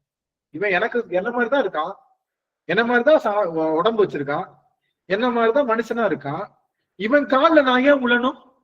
சொல்லப்போனா அவனுக்கு தேவாரம் கூட தெரியாது, எனக்கு தெரிஞ்ச அளவுக்கு தேவாரம் கூட அவனுக்கு தெரியாது, திருவாசகம் சுத்தம்னா என்னன்னே தெரியாது அவனுக்கு, நெத்தியில திருநூறு பூசி இருக்கான்ற காரணத்துக்காக நான் ஏன் அவன் காலில் உழணும் அப்படின்ற தன்முனைப்ப அழிக்கிறதுக்கு பேரு தான் அடியார் திருவடி வணக்கம். வேற ஒன்றும். அடியார் திருவடி வணக்கம் என்பது தான் என்ற தன்மையை அறியாம இருக்கிறதுக்கு பேரு தான் திருவடி விழுந்து வணக்கம். யாரா வேணா இருக்கட்டும், சின்ன குழந்தையா இருக்கட்டும், பெரிய ஆளா இருக்கட்டும், நடுத்தர வயசா இருக்கட்டும், அவங்க இல்லற வாசியா இருக்கட்டும், இல்லறம் அல்லாததா இருக்கட்டும், அவங்க யாரா வேணா இருக்கட்டும் அப்படின்னு சொல்லி தந்து 4 பேரை வச்சாங்க. எதுக்கு 4 பேரை வச்சாங்கல்ல, எதுக்காக? 4 பேர்ல ஒருத்தர் குழந்தை, ஒருத்தர் வயசானவரு, ஒருத்தர் அப்பதான் வந்து ஒரு வாலிபத்தில் இருக்காரு, ஒருத்தர் நடுத்தர வயசு. அதனால அடியார்கள் எப்படி வேணாலும் இருப்பாங்க, குழந்தையெல்லாம் வணங்கக்கூடாது, பெரிய வயசானவங்களைத்தான் வணங்கணும் அப்படின்னு சொல்லல. அடியார்கள் எந்த நிலையில இருந்தாலும் வணங்கணும் அப்படின்னு சொல்றாங்க. அதனால கவனிங்க, அடியார் அப்போ சுந்தரர் எதுக்காக வந்தார்னா, வந்து திருத்தொண்ட தொகை கொடுத்துட்டு போயிட்டாரு. போனதுக்கு அப்புறம் என்ன ஆயிட்டாரு? போனதுக்கு அப்புறம் என்ன ஆயிட்டாரு? 63 கைலாயம் போயிட்டாங்க ஐயா. பரமத்தி அடைஞ்சிட்டாங்க. பரமத்தி போயிட்டாங்க ஐயா. பரமத்தி போயிட்டாங்க. இப்போ அவர் வந்தாருல, வந்துட்டு எல்லாத்தையும் அனுபவிச்சிட்டாரு, முழு கருணை சிவபெருமான் ஆயிட்டாரு, போயிட்டாரு. இனி சுந்தரர் என்ன ஆயிட்டாரு? சிவமாகி விட்டார். சுந்தரர் திரும்ப ரிட்டர்ன் ஆக மாட்டார், அவர் சிவமாவே ஆயிட்டார். வந்த 63 திரும்ப சிவபெருமான்கிட்ட வந்தது ஒரு காரணத்துக்காக, நமக்கு ஏதோ ஒண்ணு சொல்லணுன்றதுக்காக வந்தாங்க. வந்துட்டு திரும்ப சிவத்தோடய ஜாயின் பண்ணிட்டாங்க. ஜாயின் பண்ணதுக்கு அப்புறம் அவங்க எல்லாரும் என்ன ஆயிட்டாங்க? சிவமாவே ஆயிட்டாங்க. இப்ப சொல்லுங்க, நாம செய்கின்றது, நம்ம சுந்தரமூர்த்தி நாயனை வச்சு செய்யறோம்ல, அது பேர் அடியார் பூசை அல்ல. நாம சுந்தரமூர்த்தி நாயனாரை வச்சோ, திருநாவுக்கரசு நாயனாரை வச்சோ, இல்ல மற்றவர்களை வச்சோ பூசனை பண்றோம்ல, அந்த பூசனை என்ன பூசனை கிடையாது, அடியார் பூசனை அல்ல, குரு பூசை அல்ல. அது என்ன பூசை? சிவபூசை. ஆகா ஆகா ஆகா, விமலா தேவி அம்மா 100 சிவபூசை. நீங்க 63 நாயன்மார்களை வழங்கினா சிவபூசையா தானே சேருமே தவிர அடியார்கள் பூசையில சேராது. இப்போ நமக்கு சமமா நம்ம காலத்துல வாழ்ந்து கொண்டிருக்கக்கூடிய அடியவர்கள் திருவடியை வீழ்ந்து வணங்கினாத்தான் அடியவர் பூசையா. நான் இல்லங்க, நான் ஏங்க சுந்தரமு, நான் ஏன் அடுத்தவங்க திருவடியை வீழ்ந்து வணங்கணும்? அதெல்லாம் கிடையாது. நான் அடியவர்னா எனக்கு 63 நாயன்மார்கள் தான், அவங்க திருவடி தான் வணங்குவேன், மத்தவங்க காலெல்லாம் விழுங்கணும் எனக்கு அவசியம் இல்லை அப்படின்னா நீங்க அடியவர் பூசை செய்யவே இல்லைன்னு அர்த்தம். நீங்க செய்கின்ற பூசனை எல்லாம் குரு பூசை நினைச்சிட்டீங்க. குருவையும் தாண்டி சிவம் பூசை, அது சிவபூசை. 63 நாயனார்களுடைய பூசை. நல்லா கவனிங்க ஒரு நிமிஷம். நாம் எல்லாரும் பிறந்த நாளைத்தான் கொண்டாடுறோம். ஆனா 63 இந்த மண்ணுலக விட்டு சிவத்துக்குள்ள போய் சேர்ந்தாங்கல்ல, சிவத்துக்குள்ள போய் சேர்ந்தாங்கல்ல, அதுக்கு பேர் என்னது? பரமுக்தியா போய் சேர்ந்தாங்கல்ல.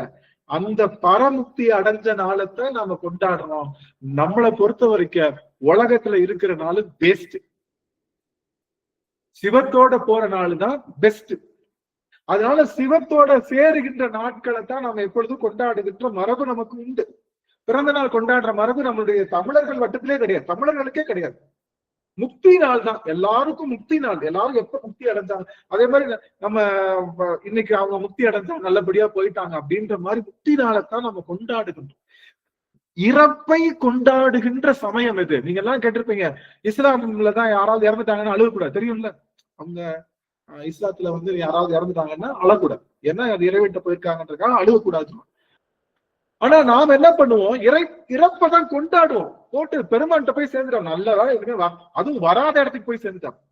ஆனா நம்ம எப்படி போஸ்ட் அடிப்போம், இன்று காலை 7 மணி அளவில் வருத்தத்துடன் தெரிவிக்கிறோம், வருத்தத்துடன் தெரிவித்துக் கொள்கிறேன் சொல்றேன். இறைவனுடைய திருவடியை அடைந்து விட்டார் என்பதை மிகவும் வருத்தத்துடன் தெரிவிக்கிறோன்றோம். அப்ப இறைவன் திருவடி தப்புன்றாரா, இவர் போனவரை தப்புன்றாரா, ஒன்னும் தெரியல நமக்கு. சரி, ஆனா நம்ம புரிஞ்சுக்க வேண்டிய விஷயம் என்னன்னா, இறப்பு என்பது உடலுக்கு தானே தவிர உயிருக்கு இல்லை. இது 5 உடலையும் என்னைக்கு விடுதோ அன்னைக்குத்தான் இது எனக்கு முக்தி. 5 உடம்பு இருக்கக்கூடாது, ஃபுல் எல்லா பார்ட்ஸையும் விட்டுட்டு போயிடணும், மனசை விட்டுட்டு போயிடணும். சாகுறப்போ ஐயோ சொத்து போச்சே, இது யாரால போறாங்கன்னு நினைச்சுக்கிட்டே செத்தான்னு வச்சுக்கோங்க பேச்சுக்கு, என் மனசு வேலை செஞ்சுக்கிட்டே இருக்கும் இந்த பூமியில. அதனால அது முழு இறப்பு அல்ல, என் மனசு இங்கேயேதான் இருக்கும். அது முழு இறப்பு அல்ல, அது முழு முக்தி கிடையாது. நான் வந்து திருநீர் போட்டு பெருமானே திருவடிக்கு வரேன்ப்பா, எல்லாத்தையும் நீதான்ப்பா பாத்துக்கணும், இனிமே முழுவதும் திருவடிதான்னு சொல்லி சரணாகதியோடு நம்முடைய உயிர் பிரிந்தது என்றால், முழு உணர்வோடு பிரிந்தது, அதுதான் பெருமானுடைய திருவடிக்கு சென்றுகின்ற இடம்னு சொல்லிட்டு, அப்போ அந்த அதிசய செஞ்சடை நம்பா போற்றி அப்படிங்கிற அந்த வார்த்தை நமக்கு எதை தருகின்றது அப்படின்னா, பெருமான் கருணையோட நாம் இருக்கணும். முக்கியமான செய்தி, இனிமே அடியார் பூசை என்னன்னு புரிஞ்சுக்கிட்டீங்களா? அடியார் பூசை என்பது நமக்கு சமமாகவோ அல்லது நமக்கு கம்மியாவோ, நெற்றியில நீர் ஒண்ணு இருந்தா போதும் அடியவர்னு எடுத்துக்கணும். யார் சொல்லி கொடுத்திருக்கா? இந்த சிலபஸ் யார் சொல்லி கொடுத்துட்டு இருக்கா? நெத்தியில நீர் இருந்தா போதுங்க, அவங்கதான் சிவனடியார். இந்த சிலபஸை யார் சொல்லி கொடுத்திருக்கா? சேரமான் மன்னன். சேரமான் நாயனார் அது ஒண்ணு சொல்லி கொடுத்தாரு.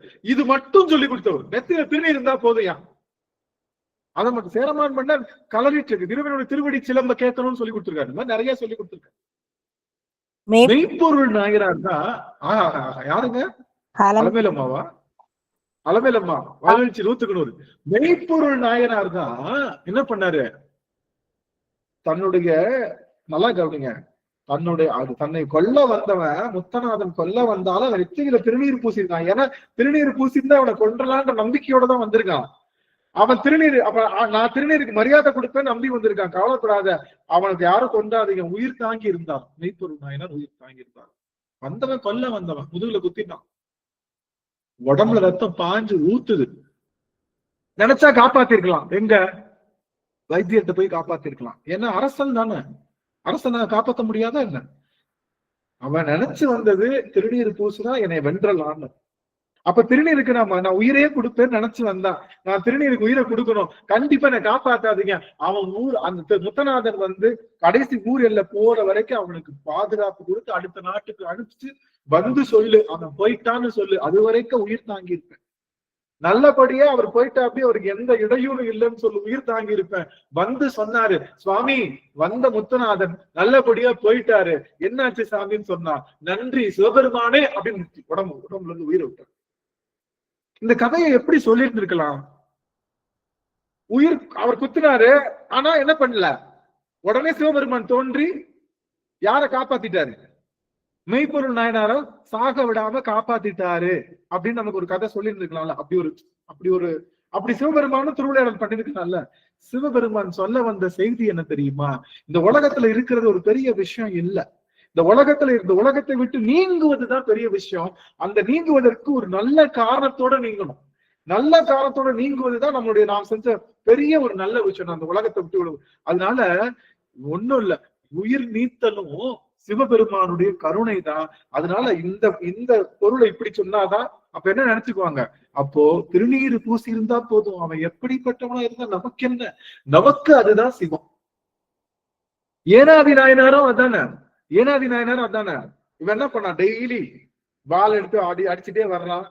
ஜெயிக்க முடியல, இன்னைக்கு எப்படியா ஜெயிக்கணும்னு சொல்லி தெத்தியில திருநீர் போட்டு கேடயத்தை வச்சுக்கிறான்.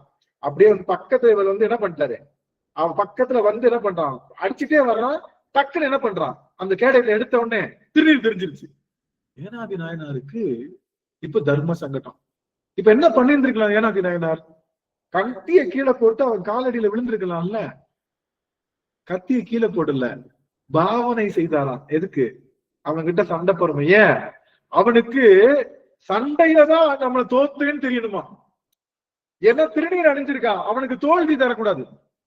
புரியுதுங்களா? தன்னுடைய உயிரைத்தான் கொள்ள திருநீர் அணிஞ்சு வந்திருக்கான், அவனுக்கு தோல்வி தரக்கூடாதுன்னு சொல்லி நிராயுத பாணியா விட்டுட்டா நம்மளை கொன்ன பாவம் அவனுக்கு வந்துடும் சொல்லிட்டு தன் கையில வாழை பிடிச்சு அப்படியே பாவனை செய்து அவன் குத்த போறான்னு சொன்னதுக்கு அப்புறம் அவனுடைய வாழை நெஞ்சில தாங்கி தன்னுடைய உயிரை நீத்த ஏனாதி நாயனார் சொன்னதும் திருநீற்று பெருமைதான். ஒழுங்கா நம்ம சிலபஸ படிச்சிருந்தோம் அப்படின்னா இருக்கிறதுலே எளிமையான சிவபூசை எது? நிறைய 63 நாயன்மார்கள் செஞ்சிருக்காங்கல்ல, 63 நாயன்மாரை படிச்சிருக்கோம்ல, எது சிறந்த சிவபூசை? ஈஸியான சிவபூசை.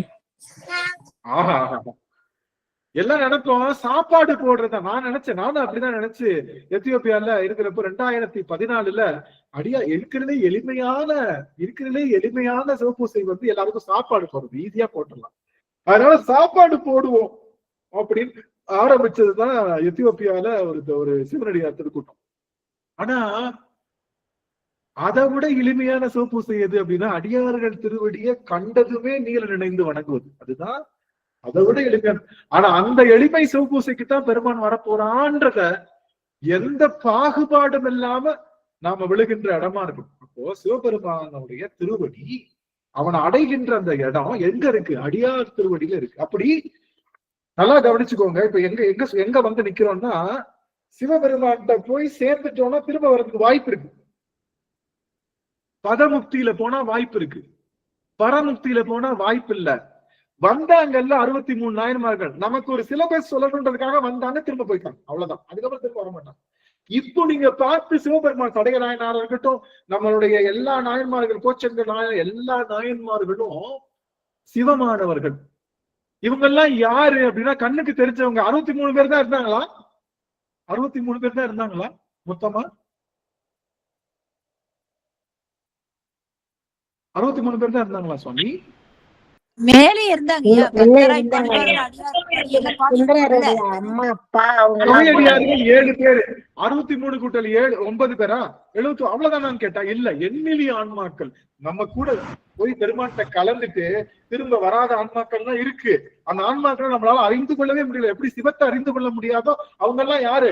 ஹாட் பாக்ஸ்ல வச்ச இட்லி. அவங்க எல்லாம் வெந்து போயாச்சு. நமக்கு முன்னாடி ஒரு ஈடு வெந்து எடுத்தாங்கல்ல, அதெல்லாம் யாரு? 63 நாயன்மார்கள். அவங்களும் ஹாட் பாக்ஸ். நாம வெந்துட்டு இருக்கோம், கவலைப்படாதீங்க, நம்மளும் ஹாட் பாக்ஸ்ல போப்போம். பக்குவமா வெந்தா என்னதான் வச்சு செக் பண்ணுவாங்கல்ல, ஒரு தடவை குத்தி பாக்குறப்போ கொலை இருந்தா திரும்ப கொஞ்ச நேரம் என்ன பண்ணுவாங்க? என்ன பண்ணுவோம் சாமி? இன்னும் கொஞ்ச நேரம் போடுவோம்னு சொல்லி போடுவாங்கல்ல.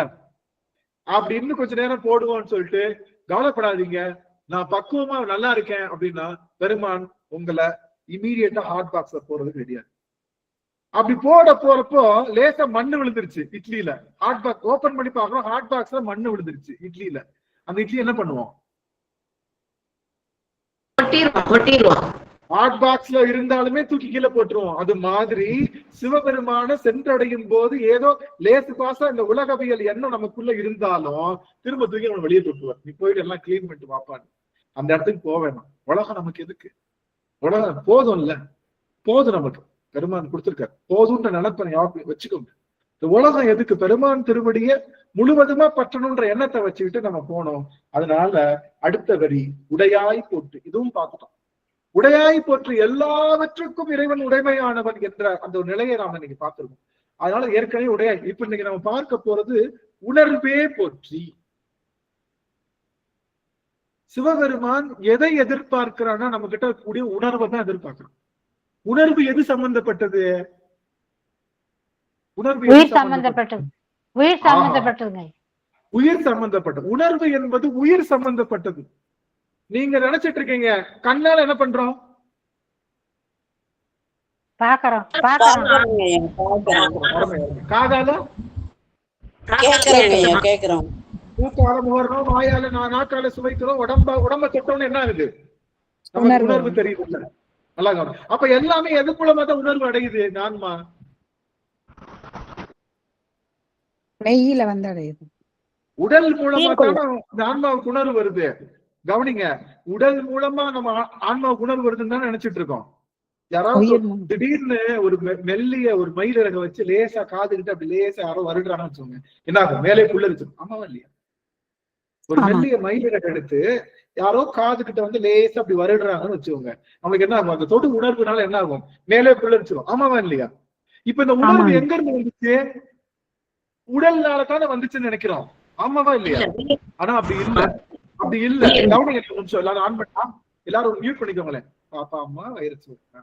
ஆனா பெருமான் என்ன நினைக்கிறோம்னா, கவனிங்க, இப்போ கோயிலுக்கு போறோம், சாமி எடுத்து கையெடுத்து கும்பிடுறோம், ஏதோ ஒண்ணு நினைச்சு பண்றோம், கண்ணை மூடிட்டோம், சிவபெருமானுக்கு திருவுருவம் அப்படியே கண்ணுக்கு தெரியும். உள்ள இப்ப நான் கண்ணுல பாக்கல, எதுவுமே பார்க்கல, ஆனா சிவபெருமானுடைய அந்த உருவம் வந்து கண்ணால பார்க்காம நான் என்ன பண்றேன்?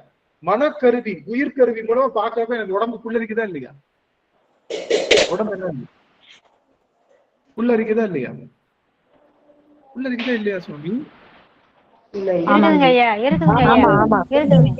அப்போ எந்த ஒரு வெளித்தொடுதல் இல்லாம, எந்த ஒரு வெளித்தொடுதல் இல்லாம உள் தொடுதல் மூலமாக உணர்வை கொண்டு வர முடியும்னு சொல்றோம். அப்ப சிவபெருமானை பற்றி அறியும் போது, பல நல்ல செய்திகளை நாம் உணரும் போது, வெளிக்கருவிகள் இல்லாம உட்கருவியாகிய உயிர் மட்டும் அனுபவிக்கக்கூடிய உணர்வைத்தான் இந்த இடத்துல உணர்வே போற்றின்னு சொல்றோம். நாம புறக்கருவிகள் மூலமா அனுபவிக்கக்கூடிய உணர்வை சொல்லல. சிவபெருமான் புறக்கருவிகள் மூலமா நம்ம அனுபவிக்கக்கூடிய உணர்வெல்லாம் எதுக்காக? ஆகா அழகா இருக்கே, அப்ப அந்த ஆன்மாவுக்கு ஒரு அனுபவம் ஏற்படும், ஒரு உணர்வு ஏற்படும். அதெல்லாம் வந்து இப்ப சிவபெருமானுடைய திருவடி நினைக்கும் போதும் ஆகா எத்தனை அழகு அப்படின்னு நினைக்கக்கூடிய உணர்வு வரணுன்றதுக்காக இந்த உலக உணர்வை கொடுத்து உயிர் உணர்வை பெருமான். அப்ப இந்த உணர்வே போற்றின்னு சொல்றது உலக உணர்வு அல்ல, உயிர் உணர்வு. இந்த உயிர் பெறுகின்ற உணர்வு. இந்த உயிர் எப்ப உணர்வு பெறும் அப்படின்னா, முழுவதுமாக சிவத்தை தியானிக்கும் போது. அக மெய்ப்பாடுகள் என்று சொல்லுகின்ற கண்டம் வெம்புதல், கண்கள்ல நீர் பெருகுதல், குருவியர்வை கொள்ளுதல், உடல் நடுங்குதல், நா தழுதழுத்தல், இதெல்லாம் செய்கின்ற அந்த அகப்பூசையின் மூலமாக சிவபெருமானை அனுபவிக்கக்கூடிய உணர்வாக இருப்பதினாலே அந்த உணர்வைத்தான் உணர்வே போற்றி. அப்ப இந்த உணர்வே போற்றி அப்படின்னு சொல்லும் போது நம்மளையும் அறியாம நம்ம உள்ளுக்குள்ள இருக்கக்கூடிய உள்ளுணர்வு மூலமாக சிவபெருமானே எத்தனை பிறவிகள்ல எத்தனை பாவங்கள் நான் செய்திருந்தாலும், எவ்வளவு கொடுமைகள் செய்திருந்தாலும், இந்த பிறவியில அடியார்கள் திருவடியை ஒரு முறையேனும் தொழுகின்ற பெரும் ஆற்றலை கொடுத்து, நல்ல குடும்பத்தை, நல்ல ஒரு உடலையும் கொடுத்து, ஒவ்வொரு நாளும் உன்னை அறிகின்ற நிலை கொடுத்து, உன்னை பற்றி அறிந்தவுடனே கண்கள்ல கண்ணீர் பெறுகின்ற ஆற்றலையும் கொடுத்திருக்க பெருமானேன்னு சொல்லி அந்த உணர்வை நினைக்கும் போது அப்படியே மேல அப்படியே புல்லரிச்சு பெருமானுக்காக அப்படியே கண்ணீர் அப்படி ஒரு நிமிஷம் அரும்புகின்ற அந்த உணர்வை நாம் பெற வேண்டும் என்று இந்த உணர்வே போற்றி அப்படிங்கிற அந்த வார்த்தை. அப்ப உணர்வே போற்றி அப்படின்னு சொல்லும் போது கண்கள்ல நீர் பெருகணும். வரலையா அந்த வார்த்தையோட நின்ற வேண்டிதான். எப்ப எனக்கு கண்ணீர் பெருகுதோ உணர்வே போற்றி நான் சொல்றேன். பெருமானே நினைச்சா கண்ணீர் வர மாட்டேங்குது. ஏன் வர மாட்டேங்குது? ஏன் வர மாட்டேங்குது?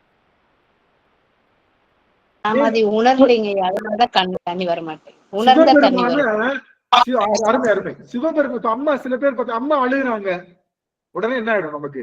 அம்மா கண்ணுல இருந்து தண்ணி வச்சிருச்சு, நமக்கு என்ன ஆயிடும்? என்ன வந்துடும்? எதுவுமே நமக்கும் அப்படியே நம்மளே அறியாம கண்ணீர் வரும். காரணம் என்ன? எங்க அம்மா தான் உயர்ந்தவள் அப்படின்னு நான் நினைக்கிறேன். எனக்கு அவதான், அவளை விட்டா எனக்கு யாருமே இல்லை. எங்க அம்மா தான் எனக்கு உயர்ந்தவள் நான் நினைக்கிறனால என் தாய் அழும்போது என்னையும் வராம கண்ணீர் வருது. எனக்கு சிவம் தான் உயர்ந்த பொருள் நாம நினைச்சிட்டோம்னா, சிவத்தை பற்றி நினைந்தவுடனே கண்கள்ல நிற்போம். அப்படி கண்ணீர் வரலன்னா சிவம் எனக்கு உயர்ந்த பொருள் இல்ல, சும்மா உழலாக்கி சொல்லிட்டு இருக்கேன். சிவம் எனக்கு இன்னும் உயர்ந்த பொருள் கிடையாது. இதை விட உயர்ந்த பொருள் என் புள்ள, எங்க வீட்டுக்காரரு, எங்க வீடு, என் வாசல், பேங்க் பேலன்ஸ் அப்படின்னு நினைச்சிட்டு இருக்கோம் போல. அப்போ சிவத்தை உயர்வென்று நினைத்து கண்களிலே நீர் பெருக்குகின்ற ஆற்றல் உங்களுக்குள்ள இருக்குன்னா உணர்வே. அப்ப சொல்றப்பவே மேல் புள்ளிருச்சு. அப்ப சாமிகள் உணர்வு கொடுத்துட்டேன். உணர்வே போற்றி. அந்த உணர்வைத்தான் பெருமான் என்ன சொல்றான்? உள்ளுக்குள்ள கொண்டு வந்து அந்த உணர்வாக சிவபெருமான் இருந்து நம்மளுக்கு வந்து அருள் செய்கின்ற, நம்மளை பக்குவப்படுத்துகின்றான். அந்த உணர்வே போற்றி. இப்போ அடுத்த வரி, என்ன வரி சொல்லுங்க, நீங்க தான் சொல்லணும். உணர்வே போற்றிக்கு அப்புறம் என்ன வரி இருக்கு? கடையே நடிமை கண்டாய். ஆகா ஆகா ஆகா. கடையே அடிமை கண்டாய் போற்றி. இப்ப நாம சொன்னோம் இருக்கிறதுல எளிமையான சிவபூசை எது? அடியார்கள் வணங்குறது. அடியார்கள் வணங்குறது. அடியார் அடியார் வணக்கம்னு சொல்றதா? இது இன்னும் கொஞ்சம் மாத்தி கரெக்டா சொல்லாமே. பஞ்சாட்சரம் சொல்றது. பாத்தீங்களா, எங்கேயோ போயிட்டு இருக்கிறதே எளிமையான பூசை, சிறந்த பூசை. அடியார்கள் திருவடி தொழு. புவனேஸ்வரியமா அருமை, புவனேஸ்வரியமா அருமை. நான் இந்த வார்த்தையில எதிர்பார்த்தேன். அடியார்கள் வணங்குவது அல்ல, அடியார்களை வணங்குறது சிவபூசை அல்ல, அடியார்கள் திருவடி வீழ்ந்து வணங்குறது தான் சிவபூசை. எளிமையான சிவபூசை, அருமையான சிவபூசை, இறைவன் திருவடியை சரியாக தருகின்ற சிவபூசை. சுந்தரர் என்ன பண்ணாரு? அந்த இது தாண்டி போனார்ல, அது என்ன இடம்?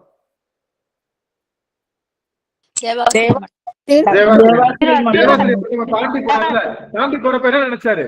எல்லாம் உள்ள இருக்காங்க, யாரையும் டிஸ்டர்ப் பண்ண வேணாம், அவங்க எல்லாரையும் மானசீகமா வணங்கிக்கிறேன், மனசுல வணங்கிட்டு தான் போனார். ஆனா சாமி நமக்கு என்ன சொல்லி கொடுத்தாரு சுந்தரர் மூலமா? மனசுல எல்லாம் வணங்க கூடாது, கையெடுத்து இப்படிலாம் வணங்க கூடாது. தடால்னு என்ன பண்ணணும்? தடால்னு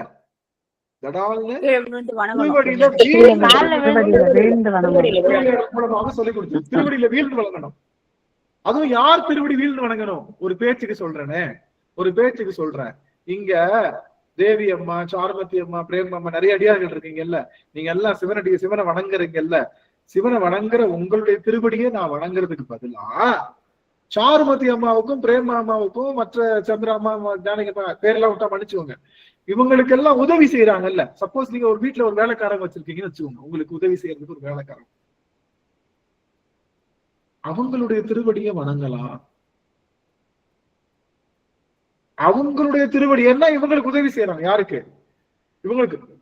அவங்க திருவடியை கூட வணங்கக்கூடாதான். அந்த வேலைக்காரங்க இருக்காங்கல்ல, அந்த வேலைக்காரங்களுக்கு இன்னொரு வேலைக்காரங்க இருந்தாங்கன்னா இப்படி சிவனடியார்கள் திருவடியை டைரக்டா வீழ்ந்து வணங்குறவங்களுடைய திருவடியை வணங்கினா கூட எனக்கு என்னது சிறப்பு இருக்குல்ல? எனக்கு என்ன சிறப்பு? ஆகா, சிவனடியார்கள் திருவடியை வீழ்ந்துறாங்க, வணங்குறாங்க, அவங்க திருவடியை நான் வணங்குறேன்ற ஒரு சிறப்பு எனக்குள்ள வருது இல்ல? இல்ல, சிவனடியார்கள் திருவடியை வணங்குற அடியார்கள் இருக்காங்கல்ல, அந்த அடியார்கள் இருக்காங்கல்ல, அவங்களுடைய அடியார்கள் திருவடியை வணங்கணும். மூணாவது லேயர். சிவபெருமான் அல்ல, சிவபெருமானை வணங்குகின்ற அடியார்கள் அல்ல, அவர்களை வணங்குகின்ற அடியார்கள், அப்படி மூணாவது லேயர்ல இருக்கக்கூடிய அவங்க திருவடியை வணங்குகின்ற பக்குவத்தை எனக்கு கொடுத்தேன்னா முடிஞ்சு போச்சு கதை. என்கிட்ட நான் என்ற எண்ணம் இல்லை. அதனாலதான் அடியார்க்கும் அடியே தில்லைவாள் அந்தனதம் அடியார்க்கும் அடியேன். யாரு? திருநீலகண்டத்து குயவனார் கடியேன், இல்லையே என்னாத இயல்பவைக்கும் அடியேன், இளையாந்தன் குடிமாறன் அடியார்க்கும் அடியேன். அப்படி இளையாந்தன் குடிமாறன் ஐயா இருக்காருல்ல, அவருடைய அடியவர்கள், அவரை யாராவது நல்லது சொல்லி அவங்க திருவடியை யாராவது வீழ்ந்து வணங்குனாங்கன்னா அவங்க திருவடியை நான் வீழ்ந்து வணங்குறேன் அப்படின்னு சொல்றேன். அப்போ அந்த லேயர்ல இறங்குறதுக்கு இந்த ஆன்மா சரியா இருந்துச்சு அப்படின்னா, இந்த ஆன்மாவுக்கு நான் என்ற நிலை மறந்து பெருமா. அதைத்தான் என்ன சொல்றாரு? அடியேன் அடிமை கண்டாய் போற்றி. என்னுடைய அடிமை எப்படி இருக்கணும்? கடையேன் அடிமை கண்டாய் போற்றி. என்னுடைய அடிமை எப்படி இருக்கணும்? நான் அடிமை யாருக்கிட்ட இருக்கேன்? நீங்க யாருக்கிட்டங்க அடிமையா இருக்கீங்கன்னு கேட்டா, யாருக்கிட்ட வேலை பாக்குறீங்க? யாருக்கிட்ட வேலை பார்க்க உங்களுக்கு ஆசை இருக்கு அப்படின்னு கேக்குறாங்க இல்ல?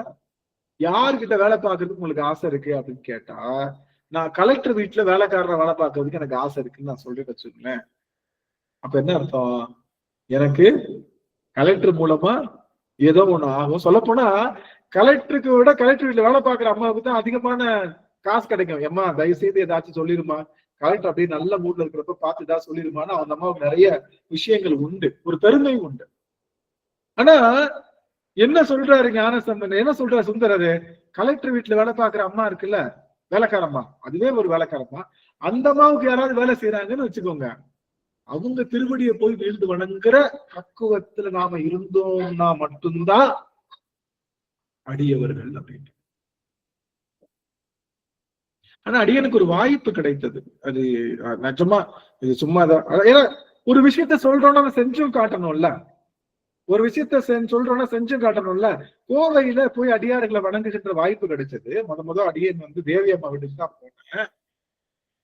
அம்மா வீட்டுல போய் எல்லாரையும் வணங்கிட்டு இருந்தேன், எல்லாரையும் யாரையும் விடல. நம்ம தான் விட மாட்டோமே. நமக்குதான் சிவம் எங்க இருக்குன்னு தெரிஞ்சதுக்கு அப்புறம் அதாவது இருக்கும் இடத்தை விட்டு இல்லாத இடம் தேடி எங்கெங்கோ அலைகின்ற. அதனால அடியார்கள் திருவடியில தான் சிவம் இருக்குன்றதை விட்டுட்டு எங்கெங்கயோ அலையக்கூடாதுன்னு சொல்லி அடியார் போய் தேவி அம்மா வீட்டுல எல்லாரும் வழிபாடு செஞ்சுட்டே இருந்தேன். அடியார்கள் எல்லாம் இருந்தாங்க, வழிபாடு முடிஞ்சிச்சு. ஆனா அவங்களுடைய வீட்டுல ஒரு சமையல்காரம்மா இருந்தாங்க. அம்மாவுக்கு தெரியும்னு நினைக்கிறேன், தேவி அம்மாவுக்கு தெரியும். அவங்களோட திருப்படியிலையும் அடியன் விழுந்து வணங்கினேன். அம்மா சொன்னாங்க, ஐயா அடியன் வந்து இதே கிடையாது, அடியாரே கிடையாது, என்ன போய் எதுக்கு நீங்க வணங்குறீங்க அப்படின்னு சொல்லும் போது எனக்கு தெரியலங்க சுவாமி, நீங்க இந்த வீட்டுல இருக்கீங்க, நீங்க உங்க திருவடியில விழுந்து வணங்குறது இன்னும் மகிழ்ச்சியா எடுத்துக்கிறேன், ஏன்னா அம்மாவுக்கே நீங்க உதவி செய்யறீங்க அப்படின்னு சொன்னாங்க. ஒரு தடவை ஸ்டேஷன்ல அடியவரை ஒருத்தவங்க எல்லாரும் வந்து விட போனாங்க. அவங்க எனக்கு தெரிஞ்ச ஒரு அடியவர் திருவடியில விழுந்து வணங்கினேன். அவர் பக்கத்துல ஒருத்தர் நின்றுட்டு இருந்தாரு. அவருடைய திருவடி, ஐயோ நாங்கெல்லாம் சிவனடியாரே கிடையாது, எங்களை போய் ஏன் வணங்குறீங்க, நாங்க சிவனடியாரே கிடையாது. இல்ல இவருக்கு துணை செய்துக்கிட்டு இருக்கீங்களா, யாருக்கு இவர் வந்திருக்கிறது உங்களுடைய ஃப்ரெண்டு தானே, இவர் பைக்ல தான் நான் வந்தேன் அப்படின்னாரு. அப்ப அவங்க திருவடி. அப்போ அந்த விஷயத்த ஏதோ ஒரு காலத்துல செஞ்சனாலதான், நல்லா கவனிங்க, தெரிஞ்சோ தெரியாமலோ, எனக்கு அவ்வளவுலாம் நாலேஜ் கிடையாது, சிவனடியார்களுக்கு உதவி செஞ்சா அவங்களும் அடியார்கள் தான். அதாலதான் எனக்கு அவ்வளவுதான் அந்த மாதிரி விழுந்தனாலதான் என்னமோ தெரியல, இன்னைக்கு 63 நாயன்மார்கள் போல 63 அடியார்கள் இந்த ஆன்லைன்ல அடியன் 5 வருஷமா பேசுறதுக்கு ஒரு வாய்ப்பு கிடைச்சு, இன்னைக்கு வரைக்கும் அதை பேசுறதுக்கும் அடியார்களுடைய அன்பை பெறுவதற்கும், அடியார்கள் அன்புக்கு மேலான பொருள் சிவத்தை விட சிவம் கூட கம்மிதான். அடியார்கள் அன்புக்கு கம்பேர் பண்றப்போ சிவம் கூட ஒரு படி கம்மிதான். அந்த அளவுக்கு அன்பினை அடியன் பெற்றிருக்கின்றதுக்கு காரணம் இந்த அளவுக்கு நாம இறங்கி வழிபாடு. அதனால இறைவன் என்ன சொல்றான், கடையேன் அடிமை கண்டாய் போற்றி. சாமி ஓம் திருவடி மட்டும் நான் வணங்கல, அடியார்கள் திருப்படி மட்டும் வணங்கல, அடியார்க்கும் அடியேன் என்று சொல்லுகின்ற அவர்களுடைய திருவடியை இறங்கி வணங்கிட்டு இருக்கேன். நான் என்ற எண்ணம் ஒரு துளியும் எனக்குள்ள இல்ல சாமி, தயவு செய்து என்ன வந்து நான் எண்ணம் தானே எனக்குள்ள எனது அப்படின்னு எல்லாத்தையும் சொல்லுது, நான் அப்படிங்கிற எண்ணம் தானே எல்லாத்தையும் சொல்லுது. அப்ப அந்த எண்ணமெல்லாம் விடுத்து, அந்த எல்லா எண்ணங்களையும் விடுத்து நான் அடியார்களுடைய திருவடியில வீழ்ந்து வணங்குறதுக்கான வாய்ப்பை கொடுத்திருக்கேன் சுவாமி. அந்த திருவடி, அப்ப அந்த அடிமைத்தனம் தான் சுவாமி கேட்கணும். அந்த அடிமைத்தனத்தை பாப்பேன், இதுக்கு எப்படி இருக்கு அடிமைத்தனம், தேடி தேடி விழுகுதா காலில், யாரு அடியார்களை பார்த்து தேடி தேடி பெரிய பெரிய குருமார்கள் திருவடியில தான் விழுவேன். எப்படி ஒரு நிமிஷம் ஆன் பண்ணுங்க. பெரிய பெரிய குருமார்கள் திருவடியில தான் வீழ்வேன், பல அடியார்கள் திருவடியில தான் வீழ்வேன், ஆசிரியர் பெருந்தகை திருவடியில தான் வீழ்வேன். பெரியவங்களா இருக்கணும், நான் விழுகணும்னா நெத்தில இப்படியெல்லாம் கண்டிஷன் வச்சுக்கிட்டு நான் விழுகிறேனா இல்லையா, அந்த பேர் அடிமை அல்ல, கடையேன். எல்லாத்துக்கும் கடையேன் அடிமை கண்டாய் போற்றி. இந்த ஒரு இறங்குற அந்த அடிமைத்தனம் தான் சிவபெருமான் கிட்ட நம்மளை எப்படி கொண்டு போய் சேர்க்க போகுது, பதமுக்தியில போய் சேர்க்கும். திரும்பி பிரிஞ்சு வர முடியாத முக்தி. ஏன் சிவம் எல்லாத்துக்கும் இறங்கி வேலை செய்யறான். சிவம் அப்படித்தானே இருக்கான். நாய்க்கு, நரிக்கு, பேய்க்கு, புழுவுக்கு, ஒரு சில அமீபாவுக்கு, பெரிய பெரிய யானைக்கு, எறும்புக்கு, பூனைக்கு, எல்லாத்துக்கும் இறங்கி அருள் செய்யறதுனால நாமளும் இறங்கணும் அப்படிங்கிற எண்ணத்தை எப்படி இறங்கணும், கருணையோடு இறங்கணுங்க ஐயா, கருணையோடு இறங்கணும். எப்படி இறங்கணும், என்ன படி ஐயா? பாகுபாடு இல்லாத எல்லாரையும் வணங்கணுங்க ஐயா. பாகுபாடு இல்ல, அடியவர துமுடத்துல இருக்கணும், அவங்களதான் பண்ணணும், அவங்களதான். எனக்கு யார பார்த்தாலும் வணங்க தோணுதுன்னா, கடையே அடிமை கண்டாய் போற்றின்ற அந்த வார்த்தைக்கு உயிர் தர்றீங்க.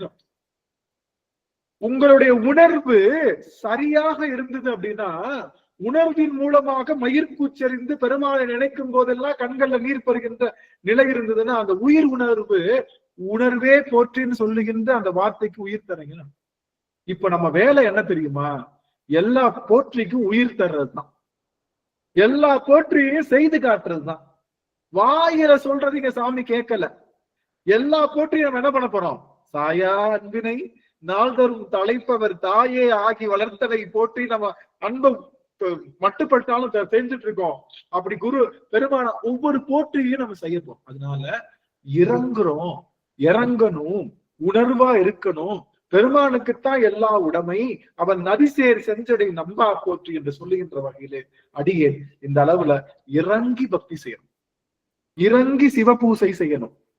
இறங்கினா படிக்கட்டுல இல்ல, மனசுல இருந்து நான் பெரிய ஆளு, ஐயோ கீழே விழுக போறேனே, இந்த இடத்துல வந்து நான் ஒரு இவ்வளவு படிச்சிருக்கேன், உழலாமா வேணாமா, நான் போட்டிருக்க சட்டை நினையுமா நினையாத, வேணுமா உழலாமா வேணாமா, நாம இப்படி இருக்கோம் நம்ம வேணாமா அப்படின்ற நினைப்பு இல்லாம ஒரு பெருந்தடி விட்டா அது எப்படி அது நம்ம தண்டம் விட்டா தண்டம்னா தண்டாயுத பாணி கையில வச்சிருக்காங்கல்ல தண்டம், அதை விட்டுட்டான்னா தொப்புக்கடின்னு எப்படி விழுகுமோ அது மாதிரி அடியவர்களை காணும் போது அவர்களுடைய திருவடியில வீழ்ந்து வணங்குகின்ற ஆற்றல் தான் சிவத்தை நமக்கு கொண்டு சேர்க்கின்ற அந்த அருள்நிலை அப்படின்னு சொல்லி இந்த அளவுல அடியை நிறைவு செய்கின்ற அடுத்த அமர்வு நம்ம வெள்ளிக்கிழமை பார்க்கலாம். யாரும் போயிட வேணாம், 61 அடியார்களும் நிக்கலாம்.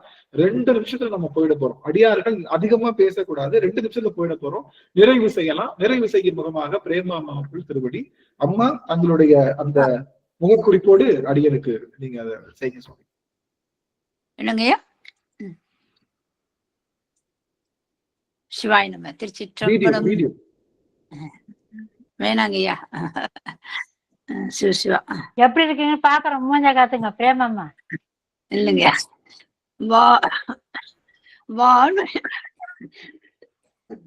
வான்முகில் வழாது பெய்க மழி வளம் சுரக்க மன்னன் கோன்முறை அரசு செய்க குறைவிலாது உயிர்கள் வாழ்க நான்மறை அறங்கள் ஓங்க நல்தவம் வேள்வி மல்க மேன்மை கொள் சைவ நீதி விளங்குக உலகமெல்லாம் மேன்மை கொள் சைவ நீதி விளங்குக உலகமெல்லாம். திருச்சிற்றம்பலம். அனைத்தடியார் திருவுடைய தாமரை சென்னை மேல் சுற்றி வணங்கி விடைபெறுகிறேன். சிவாய நம. திருச்சிற்றம்பலம். நன்றிங்க சுவாமி. அடியார்களுக்கு வாய்ப்பு, 2 அடியார்களுக்கு வாய்ப்பு அதிக. உங்களுக்கான கால அவகாசம் அதிகமா எடுத்துட்டீங்கன்னா நானே சொல்லிடுவேன். உங்களுக்கான கால அவகாசம் 60 வினாடி துளிகள் தான். எவரேனும் நீங்க வந்து ஏதாவது கருத்து சொல்லணும் அப்படின்னா சொல்லலாம். புதிய அடியார்கள் இருந்தா இன்னும் சிறப்பா இருக்கும். புதிய அடியார்களா யாராவது பேசுறாங்கன்னா இன்னும் சிறப்பா இருக்கும். 2 அடியார்களுக்கான வாய்ப்பு. சிவாய நமங்கய்யா. நான் இன்றைக்குதான் வந்து சேர்ந்தேன் ஐயா. ரொம்ப அருமையா இருக்கு. எனக்கு வந்து நான் அமெரிக்கால இருக்கேன். எனக்கு டைம் வந்து செல்வரதி அம்மா நிறைய போடுவாங்க. வந்து எனக்கு டைம் ஒத்து வராதனால இதுலயும் சேர முடியாது. இந்த டைம் வந்து எனக்கு இப்ப சரியா வந்ததுனால நான் இதுல வந்து இணைஞ்சேன். இனிமே கரெக்டா எல்லா நாளும் எனக்கு இதை கேட்கணும்னு ரொம்ப ஆர்வமா இருக்கு. ரொம்ப அருமையா சொல்றேன். என்னுடைய பெயர் வந்து பாப்பா மெய்யப்பன். பாப்பா மெய்யப்பன் அம்மா, ரொம்ப மகிழ்ச்சி. அந்த மெய்யப்பன் சொல்லுகின்ற பெருமானுடைய பேர் தான் அது உங்களுக்குள்ள இருக்குன்னு நினைக்கும் போது ரொம்ப மகிழ்ச்சிங்க சுவாமி. ரொம்ப எனக்கு நீங்க எனக்கு அந்த கடையே அடிமை கண்டாய் போட்டு சொல்லும் போது அப்படியே கண்ணீரே வந்துருச்சுங்க. நமச்சிவா நமச்சிவா நமச்சிவா நமச்சிவா. அம்மா உங்க திருமுகத்தை கொஞ்சம் காமிங்க. அம்மா உங்க திருமுகத்தை காமிங்க கொஞ்சம். சிவாய நம. சிவாய நம. பாப்பா அம்மா சாமி திருவடி வணக்கம். திருவடி வணக்கம். மகிழ்ச்சிங்க சுவாமி. உங்களை பார்த்தது அவ்வளவு மகிழ்ச்சியா இருக்கு. அம்மா வந்து அமெரிக்கால எனக்கு கேட்டது அவ்வளவு மகிழ்ச்சி ஐயா. நன்றிங்க. குடும்பத்துக்கு வந்தது. தொடர்ந்து வாருங்கள் சுவாமி. வாய்ப்பு கிடைக்கும் போதெல்லாம் தொடர்ந்து எழுந்துருங்க. இந்த டைம் எனக்கு சரியா வரும் ஐயா. நான் தொடர்ந்து வர்றேன். வாருங்கள் சுவாமி. வாருங்க. மகிழ்ச்சி. ஒவ்வொரு புதன்கிழமையும் வெள்ளிக்கிழமையும் இதே லிங்க் தான். இந்திய நேரப்படி 8:30 மணி. உங்களுக்கு அங்க எத்தனை மணி? எனக்கு வந்து இது பகல் நேரம் தான் ஐயா. பகல் நேரம் தான், அதனால இணைய முடியும். நல்லதுங்கம்மா. ரொம்ப மகிழ்ச்சி. வாய்ப்பு இருந்தா எல்லா அடியார்களுக்கும் சொல்லுங்க. நல்லா சொல்றேன் ஐயா. நிறைய பேருக்கு நான் சொல்றேன். கேட்கறதுக்கு ரொம்ப எளிமையாவும் இருக்கு, ரொம்ப அருமையாவும் இருக்கு. இப்ப நல்ல எளிமையா புரிஞ்சு கொள்ள முடியுது. ரொம்ப நல்லா இருக்கு. நன்றிங்க சுவாமி. நன்றிங்கம்மா. மகிழ்ச்சி. இன்னும் ஒரு அடியவருக்கு வாய்ப்பு. புது அடியார்கள் இருந்தா மகிழ்ச்சி. எவரேனும் புது அடியவர்கள் நீங்க வந்திருக்கீங்கன்னா நீங்க பேசலாம், உங்களுக்கு ஒரு வாய்ப்பு, நீங்க ஏதாவது ஒரு வார்த்தை பேசலாம், வாய்ப்பு இருக்குதா? சரி, யாராவது பேச விளைகின்றீர்களா? நீங்க கரம் உயர்த்தலாம், ஒரே ஒருத்தவங்களுக்கு வாய்ப்பு. முன்னோடைய பேச, முன்னோடைய சுவாமி ஐயா சிவாயம்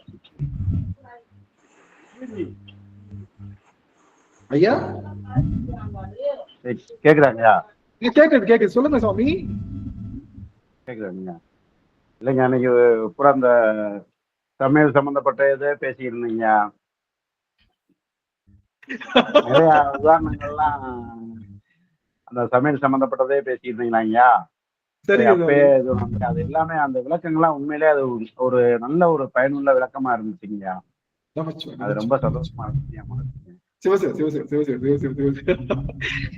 சமையலை பத்தி தான் சொல்லுவேன் அடிக்கடி. இப்ப இல்ல, எல்லா வீடியோஸும் எடுத்தீங்கன்னா எளிமையா எல்லாருக்கும் தெரிந்த கலை இல்லையா, அதனால ஆமாங்க அதாங்க ரொம்ப எளிமையா அப்படிங்கிற மாதிரி அது ரொம்ப நல்லா இருந்துச்சுங்க. நன்றி நன்றி நன்றிங்க சுவாமி. அடியனுக்கு ரொம்ப மகிழ்ச்சி. எல்லாரும் தொடர்ந்து வாருங்கள், உங்க எல்லாருடைய அந்த வருகையும் பதிவு செய்யுங்க. உங்களுக்குள்ள சிவத்தை புகுத்துவதுதான் நம்மளுடைய வேலையை. உங்களுக்குள்ள சிவத்தை வேலை எந்த நோக்கமும் இந்த திருவாசக சிந்தனைக்கு இல்ல. உண்மை சிவத்தை புகுத்தி உங்களை அப்படியே அன்பின் வடிவமாக வைத்துக் கொள்ள வேண்டும் என்பதை முயற்சி செய்யறோம் குருநாதருடைய குருகுருள் மூலமாக அப்படின்னு சொல்லி அத்தனை அடியார்கள் திருவடியும் வணங்கி மகிழ்ந்து அடியை நிறைவு செய்கின்றேன். இந்த சிற்றம்பலம். ஆறிலை தடந்தோள் வாழ்க, அருமுகம் வாழ்க, அதற்பை குருசை தனிவேல் வாழ்க, முக்குடம் வாழ்க செவ்வேல், ஏறிய மங்கை வாழ்க, யானை தன்னலங்கு வாழ்க, மாறிலா வள்ளி வாழ்க, வாழ்க சீரடியார் எல்லாம் மாறிலா வள்ளி வாழ்க, வாழ்க சீரடியார் எல்லாம். வெற்றிவேல் முருகனுக்கு அரோகரா, ஞானவேல் முருகனுக்கு அரோகரா. ஒரே ஒரு நிமிஷம், நம்ம ஆரம்பிக்கிறப்ப சிவத்துல ஆரம்பிக்கணும், முடிக்கிறப்ப முருகன்ல முடிக்கணும். ஏன்னா முருகனும் சிவனும் ஒண்ணு அப்படின்னு நினைக்கிறது தான் சைவமே.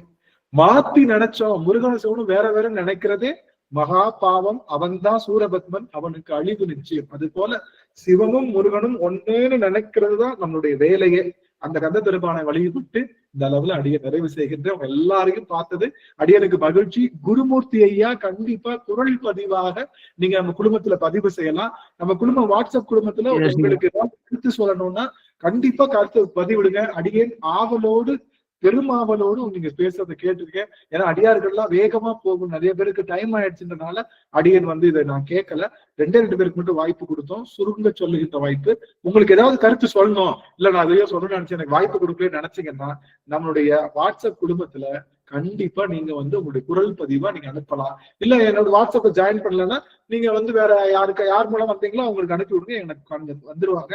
நானும் அதை ரொம்ப கேட்க காத்திருக்கேன். ரொம்ப மகிழ்ச்சி. வெள்ளிக்கிழமை இதே நேரத்துல 8:30 இந்திய நேரப்படி 8:30 நாம எல்லாரும் மீண்டும் சந்திக்க இருக்கின்றோம். இதுக்கு அடுத்து வர போற்றிகளா உயிர் கொடுக்க சிவம் எப்படி இறங்கி நமக்குள்ள வேலை செய்ய போறாருன்னு பாருங்க. போற்றி திருவகள் முடிக்கிறதுக்குள்ள நாம ஒரு வழி ஆயிடுவோம். சிவபெருமானுடைய திருவடிக்கே சரணாகதி ஆயிடுவோன்றதுல எந்தவித எல்லளவும் மாற்றம் இல்லை. வாரா பரகதிக்கு நாம் சென்று செல்வோம் என்று சொல்லி அத்தனை அடியார்கள் திருவடி தாமரைகளையும் சென்னிமேல் சூட்டி மகிழ்ந்து அடியை நிறைவு செய்கின்றேன். நன்றி, வணக்கம் சாமி. அடியார்கள் உத்தரவு வாங்கிக்கலாம். நன்றிங்க. சிவாய நம. திருவடி வணக்கம்.